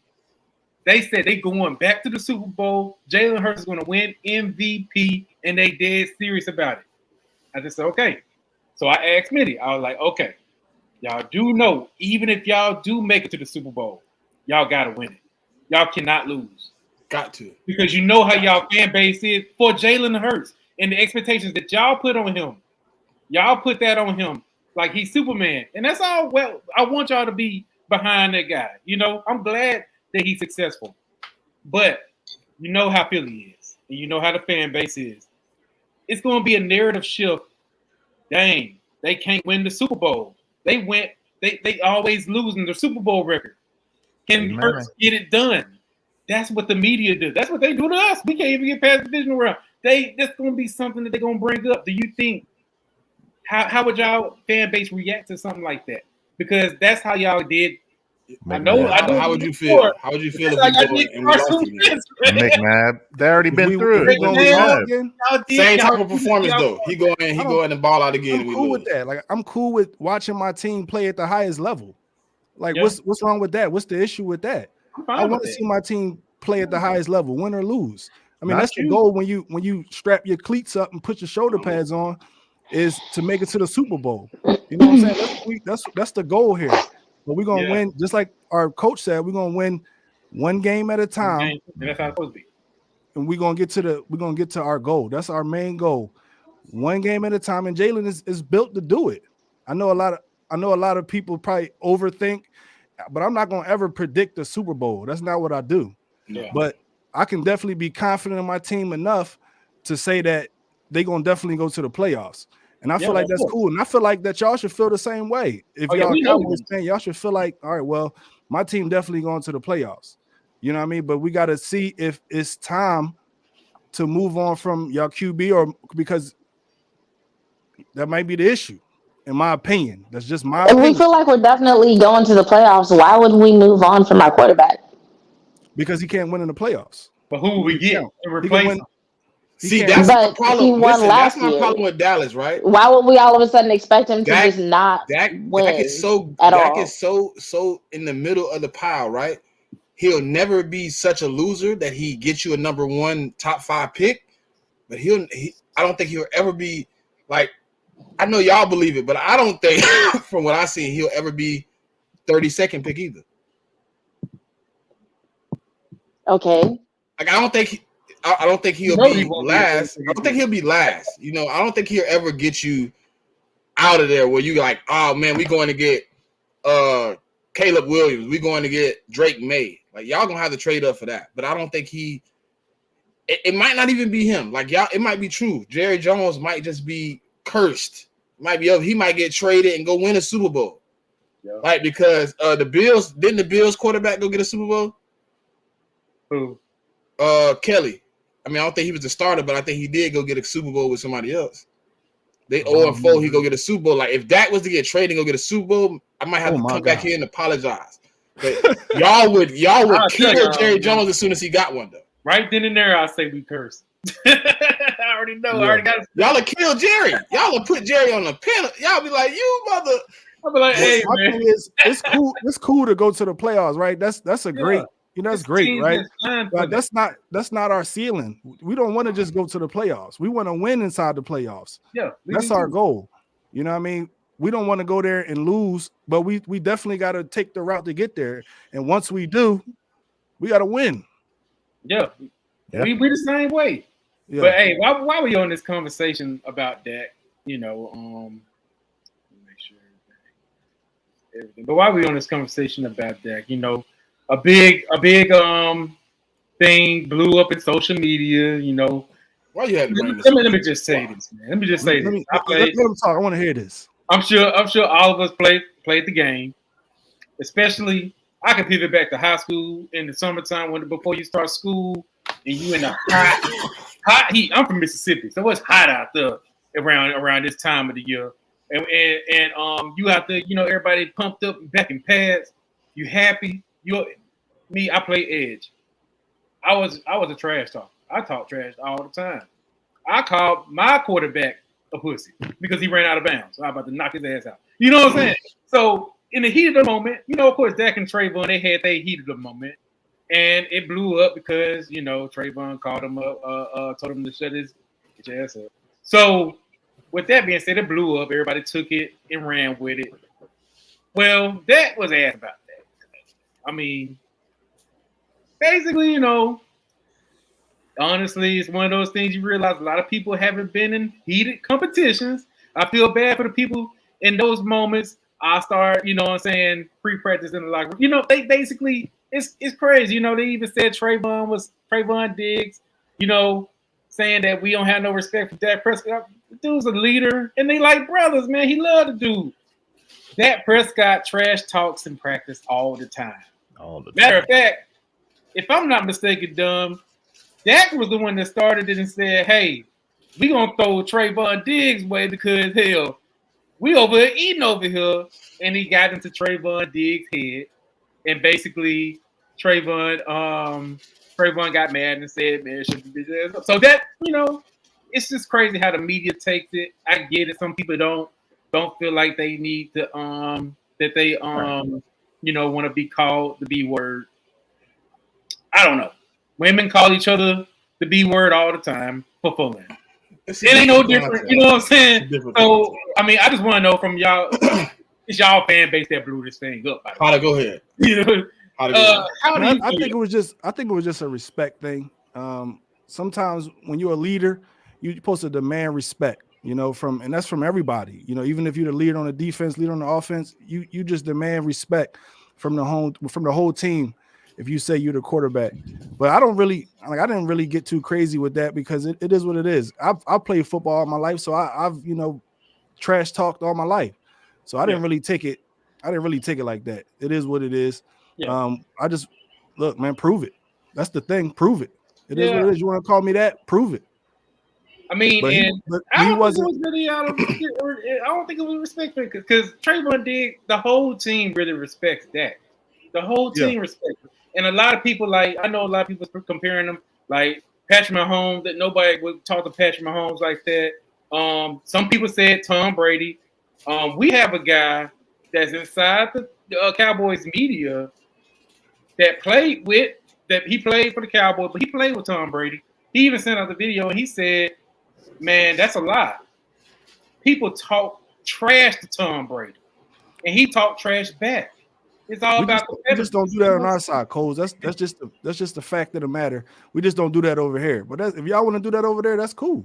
I mean, you think some people will view that some of these other quarterbacks, of course, differently, but Dak has that buddy. Hey man, we just gonna fuck with each other in the locker room type of. It ain't all about respect. Dak not that type of guy that hey, you gonna talk trash to me, man, get him off the team. He's not that guy. He's not that guy. And then even if they did have situations, that's their business, man. You know what I'm saying? At the end of the day, he still got the locker room. What y'all think? Trayvon did the same thing to his his rookie year to Cooper, Amari Cooper. Yeah. Who talks mess to Amari Cooper, the Route King guy, and told him, you ain't catching nothing today. Yeah. And then went and told Dak that. So Dak was like, what?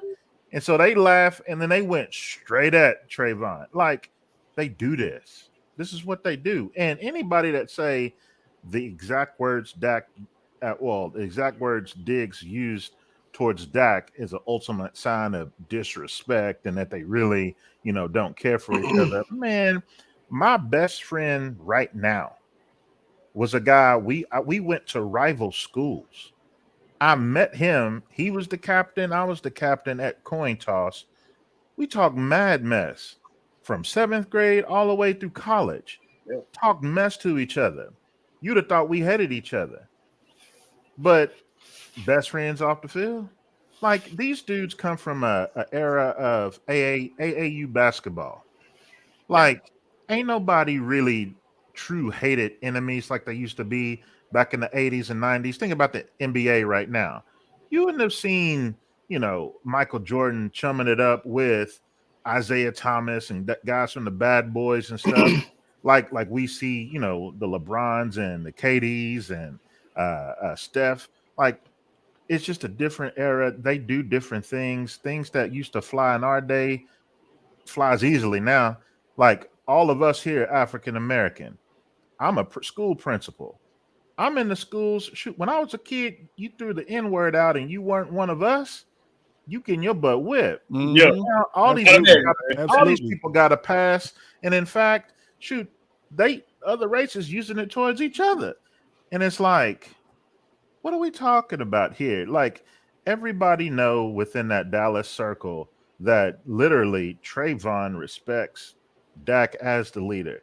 Every show Trayvon has ever been invited on, it's unique that he goes out of his way to talk about Dak. And Trayvon is a super quiet guy when it comes to that kind of stuff. You compare him to other guys, he's in that same ilk of an Amari Cooper, where it almost seems like they're aloof. And he's actually had to defend himself as being a guy who's not that. He just like, I'm just a quiet guy. Yeah, I don't really mess around with too many people. I like to be to myself. But as far as his teammates, when it's time to get on that field and be in the locker room, he's an ultimate teammate. And Dak is the ultimate leader of that team. So I really think it was it's a dead time in the media right now. They got to bring up something. And so that's the low hanging fruit. And I got a question. Joy Taylor, I'm upset with Joy Taylor.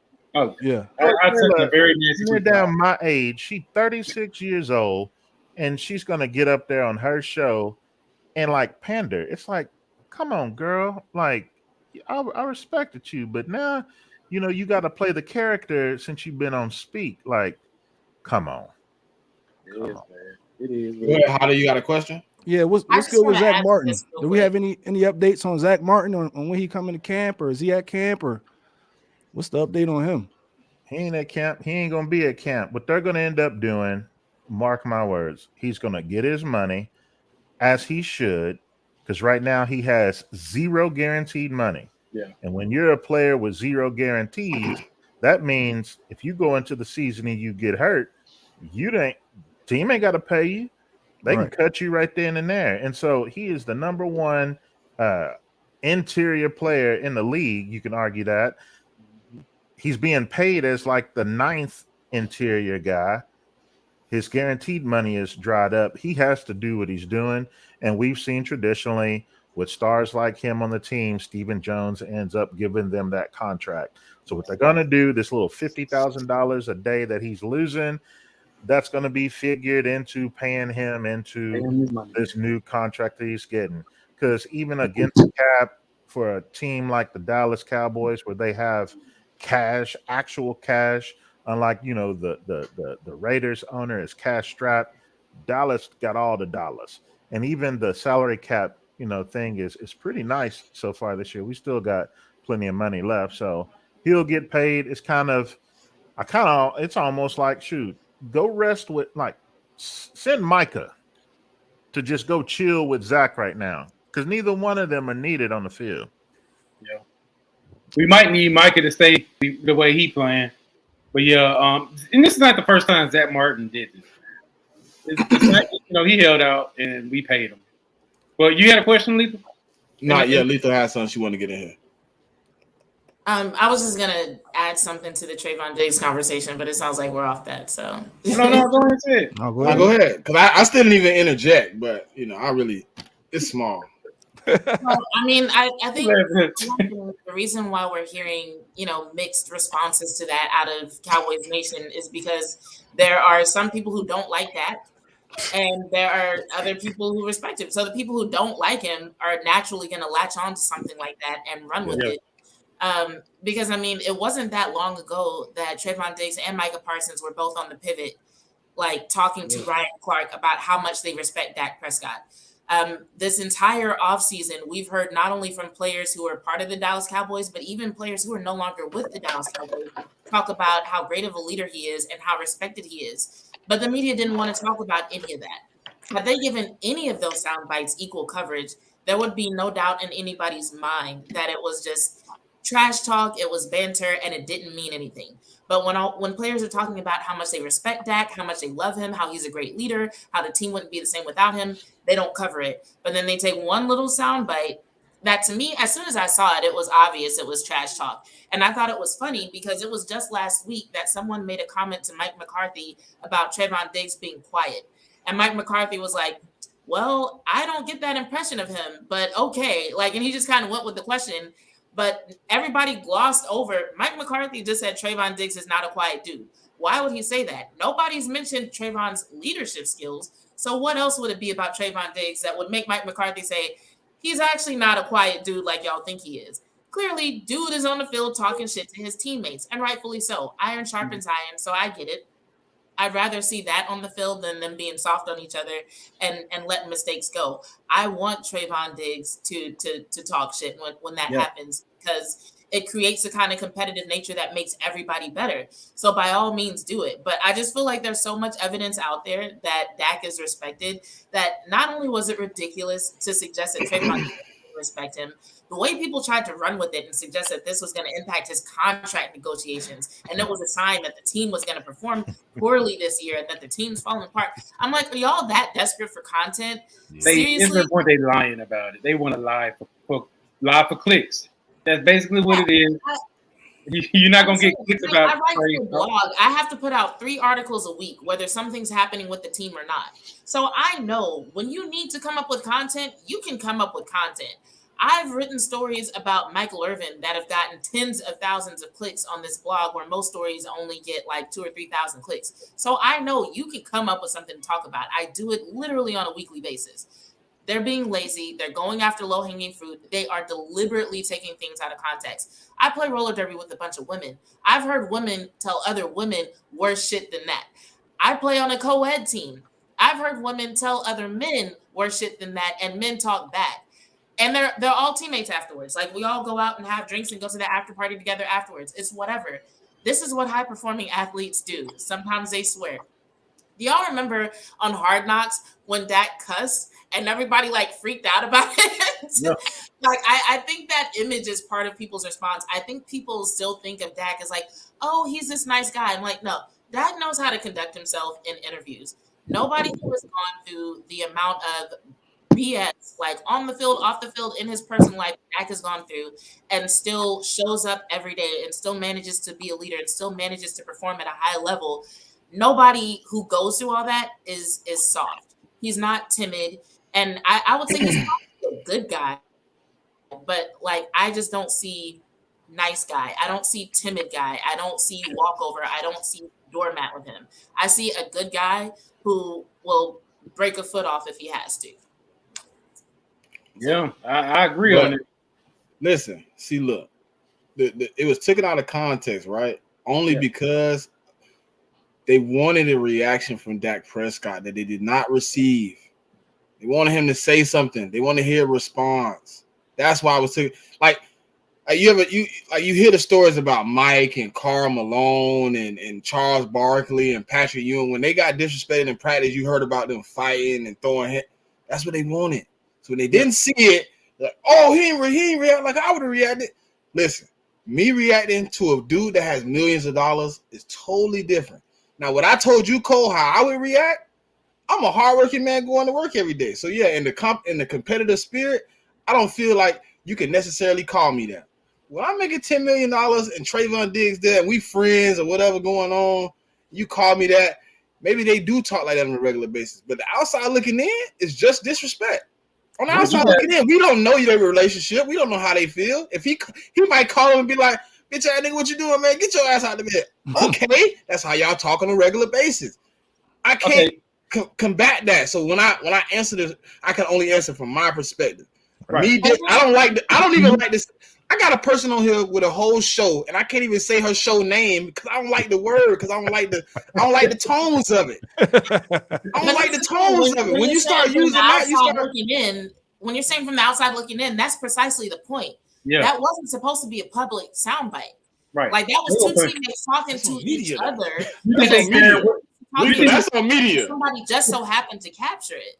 Yeah. Like, had anybody said, hey, what, like, have they done an interview with Trayvon Diggs after that? And they didn't get the sound.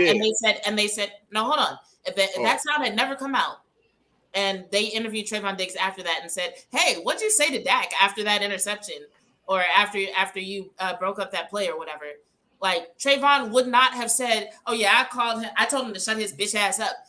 That's not what he would have said, because when he's talking to the public, he's going to be more considerate of the public's perception. That moment was between two teammates, and they did not know it was going to go public. So when you're saying from the outside looking in, by the very nature of being on the outside looking in, it's already out of context by the time you give your opinion.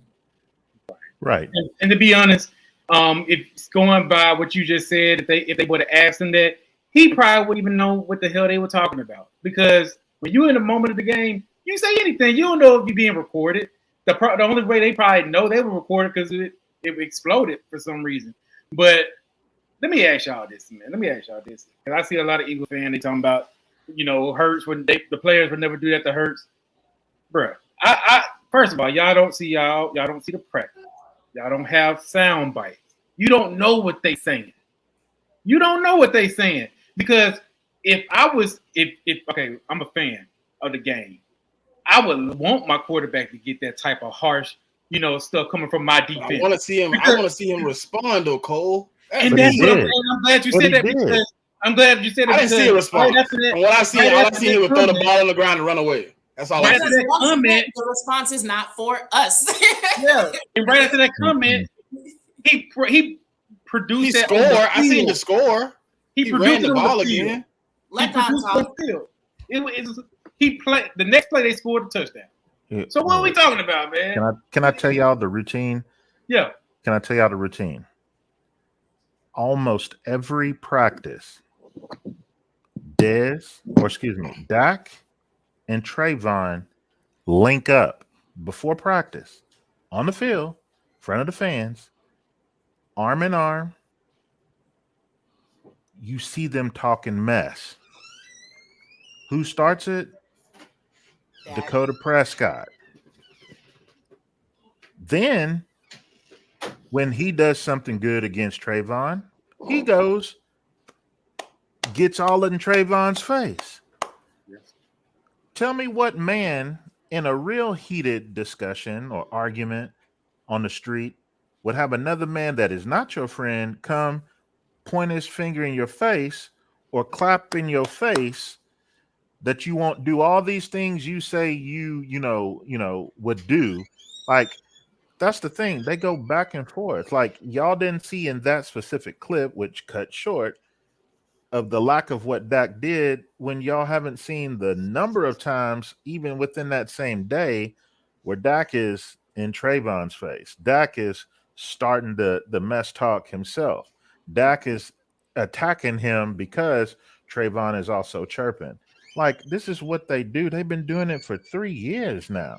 So that's why for us, Cowboys Nation, again, that's why context matters in all of this stuff. And BLS is right. Like, what are we talking about here? So all I gotta say is this: yes, as a man, you just ain't gonna come in my face and just say whatever you want to say. But that was 18-year-old Dom. 18-year-old Dom gonna fight. Yeah. But since I've been about 21 years old, I'm a little more reserved, wiser, knowing that, fighting ain't gonna prove nothing. In fact, it might, get you in a position where you might get, killed or something. So quick personal story.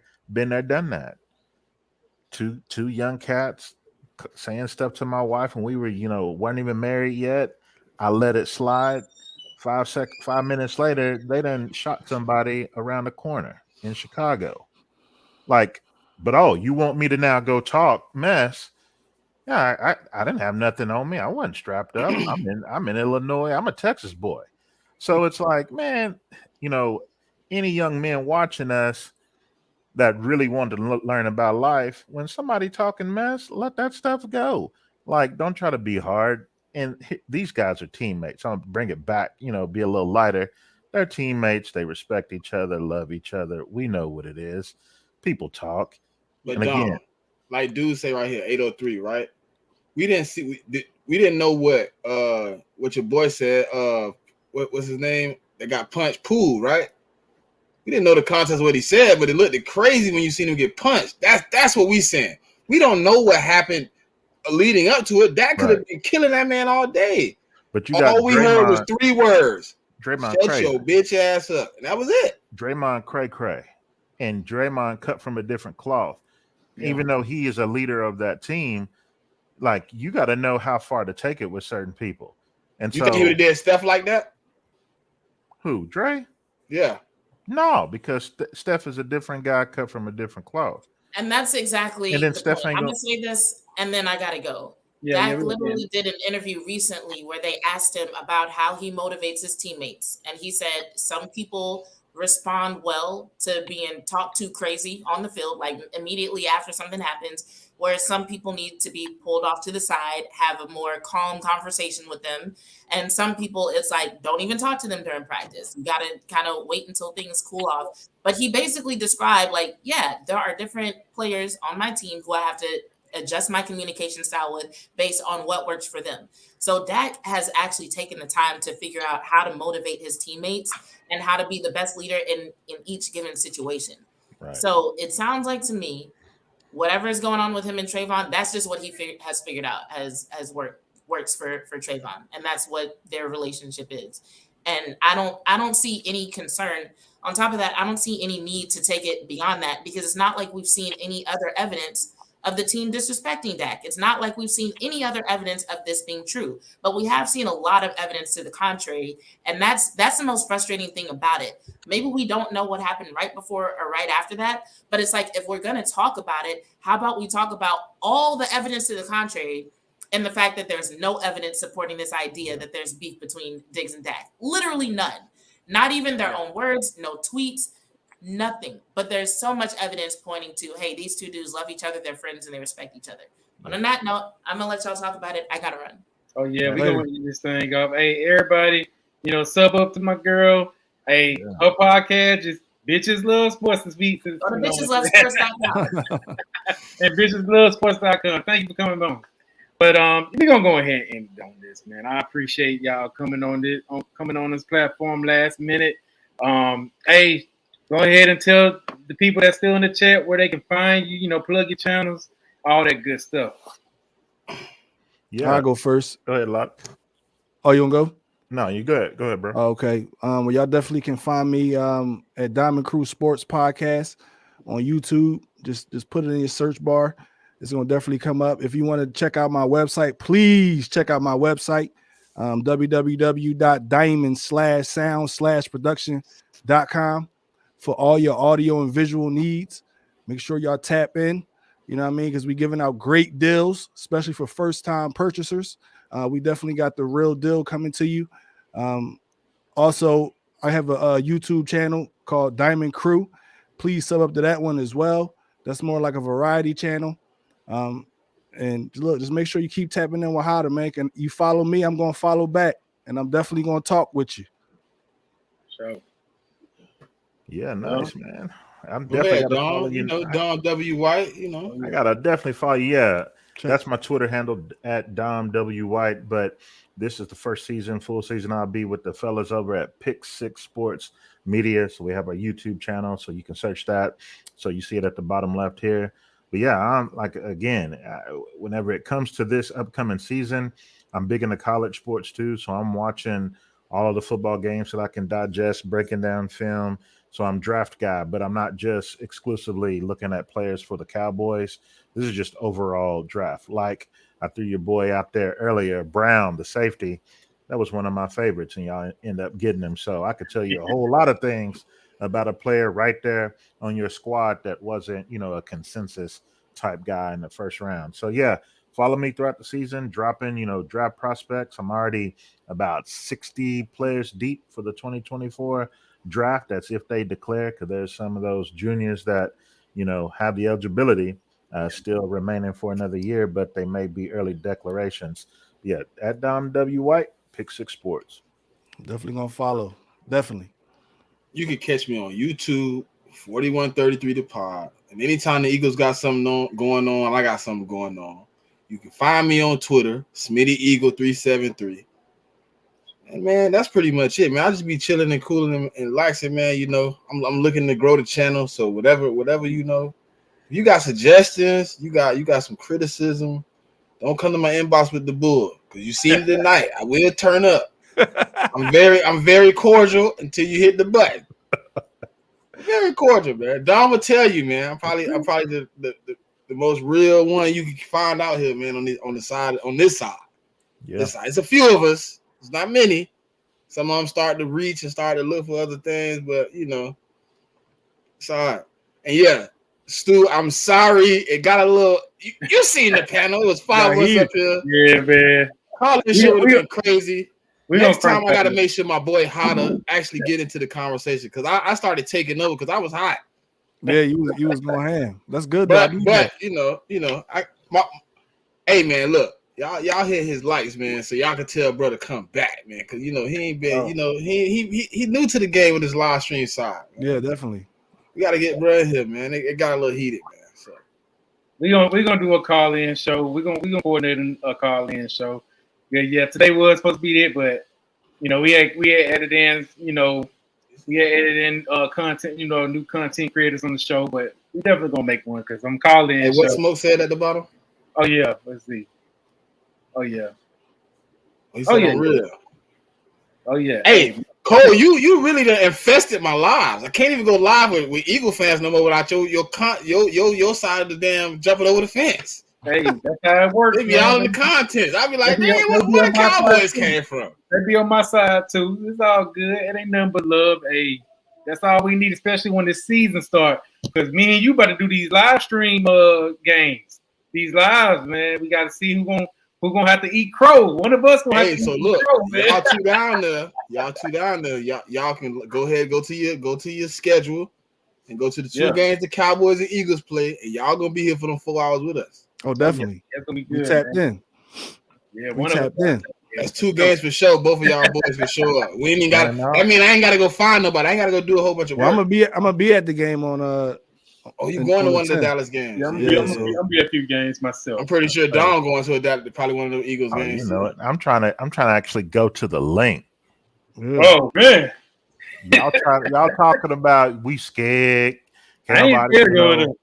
Nah, I don't think y'all should be scared. I don't think we're that bad of a fan base. Like that. The only people that are scared is San Fran. That's the only one. They don't want to go to AT&T Stadium or the Link. They don't want to go to neither one. They don't want to go down to Jerry World or come to our house. So yeah. They say we beat women and children at the Link. I don't even understand that. Y'all all talk, no bite. Nah, man, we gonna talk. Listen, you can't go on TV for a whole week leading up to the game. Talk crazy, then come to Philly, put disgrace on Rocky, start calling him Brocky. Yeah, just and then think you ain't supposed to take you They did all that. They put a San Fran jersey on Rocky. I don't think Cowboys fans ever messed with Rocky, man. To be real, I haven't seen it. Can't do that. I might be wrong, but I haven't seen it being vandalized by Cowboys. That's just like, and then y'all like, oh, they were nasty. How do you expect the response to be when y'all out here basically spitting on us? Yeah. Rocky is Philly. Philly is right. When you come from San Fran and you put your nasty jersey on our idol, we're gonna have something to say about that. We don't want that whack apparel on him. Hey, Ash, you super late. Ash, where you was at? I needed you in here. It was a bunch of Dallas fans. They jumped me. You gotta hit that with Ryan, Miss Ash. We was in 2 hours. We 2 hours straight now. Oh, damn. Dom and Hotter didn't let them jump me too bad. They was in the comments trying to jump me. Nah, see, if it would have been a call-in show and we had Stu in here, our blood pressure would have been up. So I think I'd have left. I'd have left for a minute. I'd had to go take a break. I had to go backstage for a minute. Stu went ham. Stu went ham. When I seen Stu comment, he said, "Drop the link. Let me in now, Smitty." I was like, "Oh no, Stu. You hey, it is what it is." But Stu done had 22 Coronas and 3 blunts, and he ready to go. He lit up. Hey, lit up. Go ahead and end it on this. No, I guess the whole Hall of Fame game over with. Huh? It's over with. I don't know. I haven't been following it, but hey, I'm gonna have to go back and watch a little bit of that tape, man. I want to see what the boys look like. See what they're about. Hold on, I don't play neither one of these teams, right? Jets, but the team that we seen on the TV, I ain't gonna play. The team that's sitting at home getting massages right now is the ones, you know. Yeah. But y'all opened up with joint practice with the Browns, so you know. Yeah. Well, no. Our first 2 practices the Colts. Yeah, we got the Colts and the Browns. 14th and the 15th is the Colts, and then we go the 22nd with the Browns. Okay. So Shane Steichen will be in Philly for 2 days. Okay, that's what's up. That's interesting. But the game, see, this was funny. The practice is in Philly, but the game is in Indy. So y'all got to fly to Indy. Yeah. That's weird. I've seen a lot of people like that. Like the joint practice between the Commanders and the Ravens is at the Ravens. The game is at the Ravens, but the practice is in DC. So I don't know if they're trying to like even it out so like one team can go down and practice and then the other team got to travel. Maybe they even it out. I don't know. Yeah. Who knows, man? But that might be something new to NFL trying out. We're gonna let you joint practice at your house, but you're gonna have to play at their house. Let's see. We'll see. You know they sneak shit in. You know how they do. They'll need to tell you about it. Like, hey, hold on. One question before we leave. Did anybody confirm the handoff rule? Is it in effect or is it bull? He said on 19 blunts and 2 bottles. Man, man, see, I told you, Dom, you ready, more connected. Is that handoff rule effective, and what does it affect? You know, we literally prepared a question to ask, like a host of questions to ask, and that's one that it was on the chopping block. We have to leave it on the chopping block because you know you only get so many opportunities, and then when you get those opportunities, you got the one question. So we asked McCarthy a question, Dan Quinn, the DC a question, all the way down through the assistants. That we didn't get to that, and then just talking amongst the media guys, everybody is still same thing. Like, oh yo, and then you go to the rule book, and it's always showing you about the proposal, but it never talks about like what If it was actually approved. went through. But it sounds like if I were to like put a percentage to it, it's almost like, you know, probably 80% balancing towards the side of it went through, but I can't just quite find that 100% proof that it did. But if it did, Oh, you know man, what the rule is, right? You heard about it, right? 'Cause you Yeah. look confused. It's Yeah. supposed to be like it's supposed to be like a change where like it's more exclusive behind the line with the handoffs. So is it trying to like alleviate some of the RPO? So basically the layman's like explanation of it is the handoff has to be to the side of the quarterback or behind him. So yes, any of those plays where like let's say you got the jet sweep action and the quarterback hands it off, that's a penalty. You got to do the little pop pass, like get it out your hands. Some of those plays where the quarterback is just riding the running back, and if the running back ends up in front of him, he gives it, and the running back takes it, and he's in front of him, that's a penalty. You literally have to hand it off to the side, directly to the side, or have the ball behind the quarterback. So it won't. I don't like that rule. I Okay, don't look, like that. Hada. So what I'm getting from y'all, tell me if I'm wrong. The RPO would no longer be a moving motion. It'll be more of a stationary type of deal where you're like the running back is standing still and you're looking. Yep. That'll be pointless though. Yeah. It kind of be pointless. Yep. Because the purpose is to try to carry the defense with the ball. With the fake. Yeah. Yeah. So, So now you kind of kill the game because if it's a play action and you do the little fake and he go in front of you, you automatically know he ain't got the ball. We going back in coverage. Well, that's the thing too, Smitty, though. It's a brief second. It's been shown. I'll just say that about like play action. It don't even matter if you running the ball good or not. That just that action is already enough to cause, you know, linebackers to come up. And so, but no, it's from their perception, it's hard to see where the handoff is coming from. So that really won't be impacted. But yeah, the RPO, man. It'll be stationary. It'll be no movement. It's gonna be a big change. Everybody else will be moving, but the quarterback and the running back. Yeah. It's gonna take away a lot from what Jalen do, you know, in that RPO game. But that's if it's true, that would explain why we're doing so much passing. That's what I was about to say. In the offseason. That's what I'm about to that say. would It goes explain back it. to So your if it's point. real, Yeah, that's your point anyway, is you don't really want them running much. But, you know, just having that action is like a play action in a sense.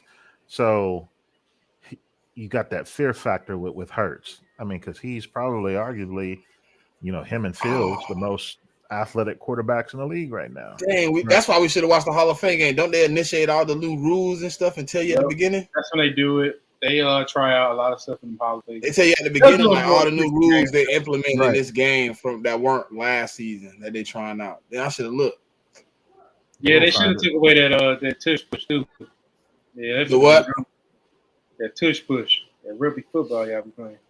That's what y'all had an opportunity to vote it out and y'all voted it in. That's not my problem. Possible. Nobody even game.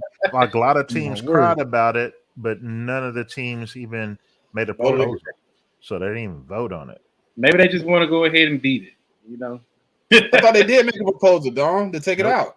No team officially actually. So the league just said it, like we're not going against it. Somebody just complained, and they were just like, "We're not doing nothing." No, if you don't submit the proposal, they don't even take action. So all the fan bases who were upset that y'all were, you know, near down perfect at doing it.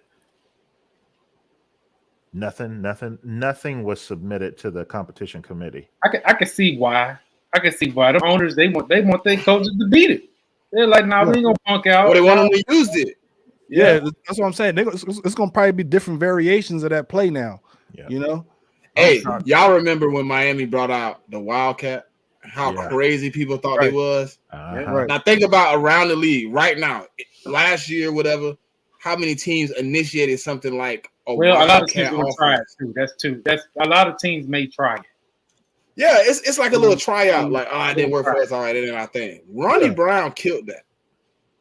Yeah, people gonna try that. They're gonna try to touch push too. Didn't they try to take that out of the league at one time, Dom? If I'm not mistaken. Belichick.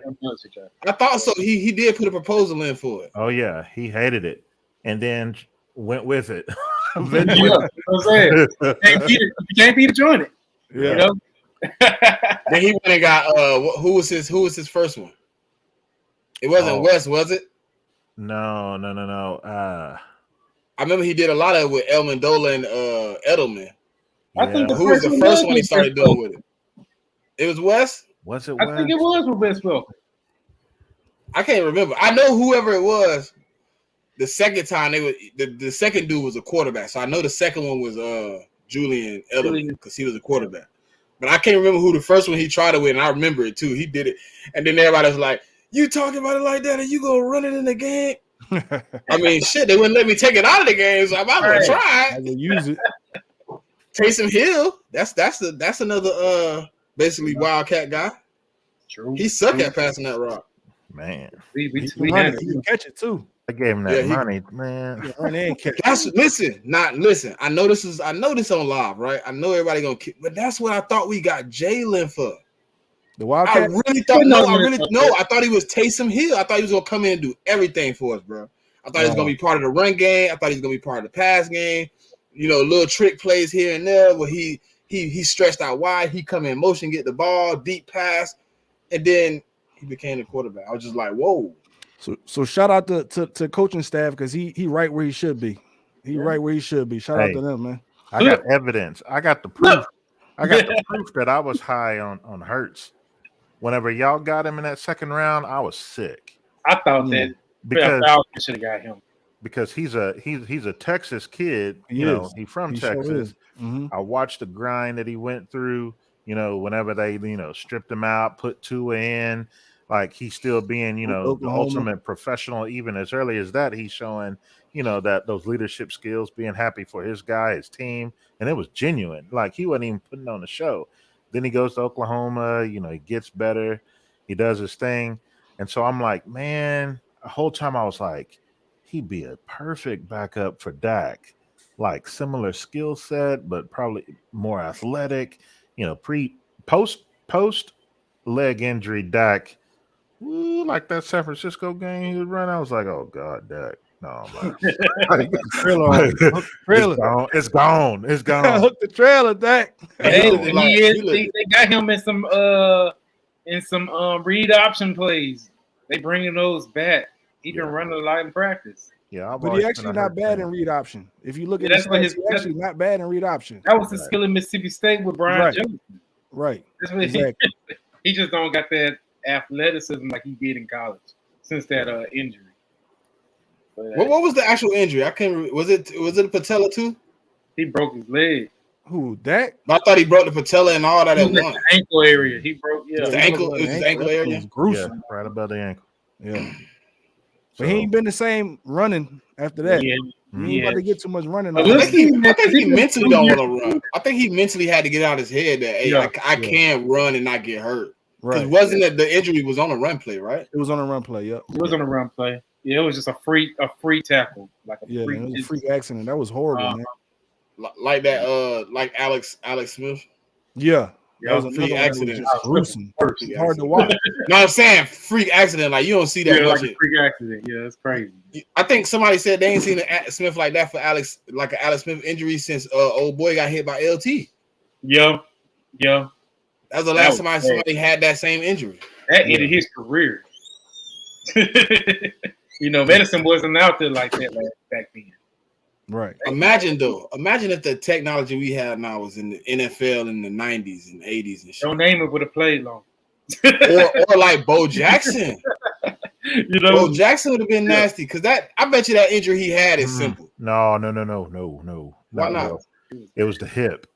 That's what I'm saying. But they said hard to come back Mm-mm. from. Hip- Even to today. even now, hip injuries. You get that. he had an okay. I'll say he had an opportunity Yeah. Look more at than Loud he had then. Yeah. Loud Oh, yeah, Cosby. he would have. Yeah, he would have probably. Yeah. That would have At been a least better played. He opportunity. might not have been the same guy, but he at least would have been able to get back on the field again. It will be Right, lingering 'cause, injuries. 80% him is better than Is 90% of the league right now. you give me Bo Jackson right now 80%. Well, dang. Hey, look, I heard my boy Holler say he don't call Super Bowls, but you give me Bo Jackson at 80% right now behind this offensive line. I'm going to get a Super Bowl 58 jersey made right now. I had that in Derrick Henry. Y'all, I heard the noise about Derrick Henry. That would have been y'all. If we'd have got him, look, I probably had to call it then. I'd have had to call it then. That's hard to call, dude. That's hard. I just don't do that. Well, listen. Y'all want to know some real stuff? Derrick Henry have been horrible for us. Why you say that? Man. Look at it. Go look at his stats in RPO. With y'all offensive line? He only averaging like 2.9, 3 yards a carry in RPO. Then you put him in that power O, he averaging like 5 and some change. You put Derrick Henry behind this line of scrimmage. Oh We man, got power O though. We would have had a power O. 1,600 yards. Power O and screens. That would have been his game for us. We'd have had to have a Swift. But when you got a player like Derrick Henry, you got to adjust to his skill set. You have to. Would you want to adjust our team to his skill set or him adjust to us? Yeah, I want to adjust to his skill set, and at the same time do both. Make it work. Y'all do better, even historically, with more of a agile back, shiftier guy. Yeah, for sure. Yeah. We tried it once. Remember he came from Dallas. The one we tried that wasn't we had shifted. the Thunder, when we won a Super Bowl. So you got to think about that as well. Hey, Hotter, we tried to get a power back and make him the stable one time. He came from Dallas. You remember what happened to him? Oh, that was horrible, dude. Behind that, but that was when Dallas had a really good offensive line back then. Speaking of that guy, messed that up for y'all. Oh, Pro Fan Talk. I knew exactly who it was. You didn't even have to say his name. Because you know what? We got bamboozled. We did. He went to the Titans and turned up. He came and stole our money. Yeah, he did. He was like, "Oh, the Eagles want me. All right, I'm gonna go steal their money." Our offensive line wasn't that good. Our offensive line wasn't that good when he came, so that was another thing as well. He came from a really good offensive line. Listen, hold on. The year before that, what did Shady do? Oh, Shady went off. Shady set the record for Philadelphia Eagles football, and it still ain't been broke. So our offensive line wasn't that bad. He was a different style running back. Shady was also a different style running back than DeMarco Murray. That's what I'm agreeing with Dom. Like we should have stayed in that type of realm with Chip Kelly. You want a power back? Like not Chip Kelly had to be not the way he run his offense. Hell no. He was supposed to go get LT or somebody to run his offense, man. Yeah. You go get DeMarco Murray, who ain't good in the screen game, and he's a power O guy. And you don't have a power O offensive line. You got one of those lines that's just moving fast. And you got 3 seconds to get the ball out, or your quarterback getting killed. And we've seen that in the last season of Chip Kelly, where all the quarterbacks was getting murdered. What's funny is that's on DeMarco Murray for one to choose the bag over coming back to Dallas. Right. He had an opportunity. He really had an opportunity to come back. I thought I heard y'all never offered him a deal. That's why he chose us. He should have did something. I think he wanted the bag. Probably did, because we paid him pretty decently. We got robbed pretty decently. It was time for him to get paid, and Jerry didn't want to pay him. We gave him the foot with the toenails and everything on it. Hey Cole, you know what Nate Newton, for y'all who don't know Nate Newton, that's Super Bowl winning guard for Dallas back in the 90s. Yeah, I know Nate Newton. You remember what Nate Newton called DeMarco Murray? Because he's bad with names. What do you call him? he called him house shoes. He was like, he looked like he running, he had the white tape and the white socks and the white shoes. He looked like he running the house shoes out there. Marco Murray was good for us for them couple of years, man. He never picked up them knees, man. He was never did. He was scooting like he was in, house shoes. Have to keep them shoes on. Yeah, man. I don't know what happened when he got to us, though, man. It was horrible.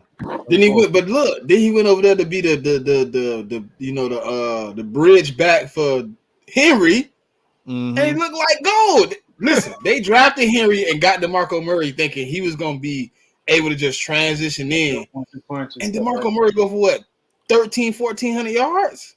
Yep. He lost it. He lost. And Derrick Henry still went for like 600-700 yards. Mhm. And to be real, we ran him to the ground like we did Zeke. Yeah. Is Zeke gonna sign back with y'all? Y'all bringing him back? You might as I well. need to know. I don't think he is.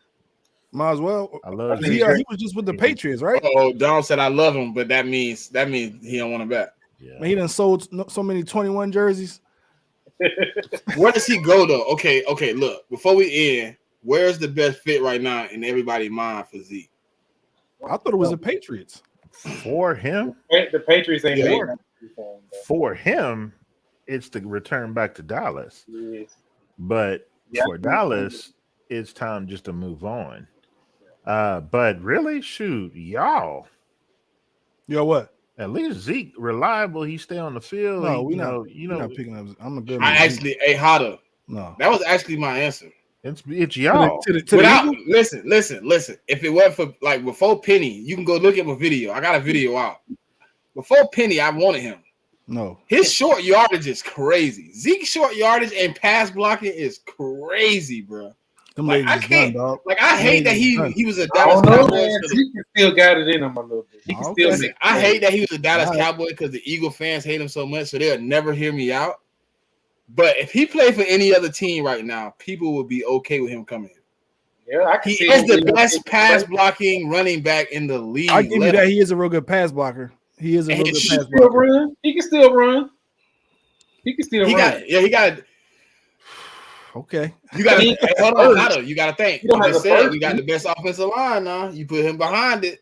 He don't I have like the first I thing. like what we have at running back right Still, now. I'm cool with that.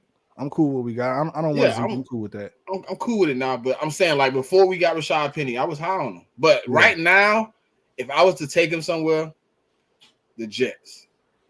Well, they got Brees Hall. They're already stacked over there. Brees Brees Hall, Hall isn't a power back though. the Jets don't They have need it. You Brees Hall is injury prone too. Put Zeke in. You know he's reliable, and you struggling at left guard right now. You can use Zeke as a pass blocker. Brees Hall don't have great pass blocking. He You don't. can put Zeke in and protect Aaron Rodgers. Listen, what most people forget to do is to protect the back. Aaron Rodgers on his back is no good to you. I would bring Zeke in as a pass blocker. Help him out. He need that because right now they were supposed to draft. Who was the left tackle? They're supposed to draft Dom. And the Patriots end up letting somebody trade in front of them to take the tackle. Ooh, I can't remember. Dang, the Jets had a tackle in the draft this year though.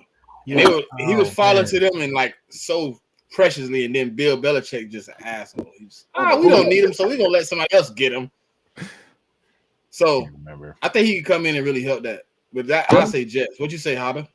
I already said I think Patriots is cool, but I know y'all said he ain't gonna go there. But I don't think he going. I don't think the Patriots. I don't, he gotta go They somewhere. like that though. type of back though. Huh? Bill does like that type of Yeah, guy. he definitely let that type of back. He like that type of back. He gonna need somebody to protect Mac Jones. Mac Jones. Yeah. Yep. And How Yeah, did they somebody get? Listen, tell me how they got rid of their first round pick though. I thought Nikhil was decent. They do. But Belichick he, don't know how to- he only had Don. What he had? He don't had know how 1 year with Mac, right? Yeah. Harry. I don't think he know how to Yeah, produce. yeah, just the one. Harry. That's what I was saying. Not saying I thought he was. I didn't see him last year, but I thought him could make a bond. No, Harry ain't it. Well, he He finna never- go out here and figure it out with Jimmy G. He never could separate. That was always Yeah, his that was the issue problem. going back to Arizona State.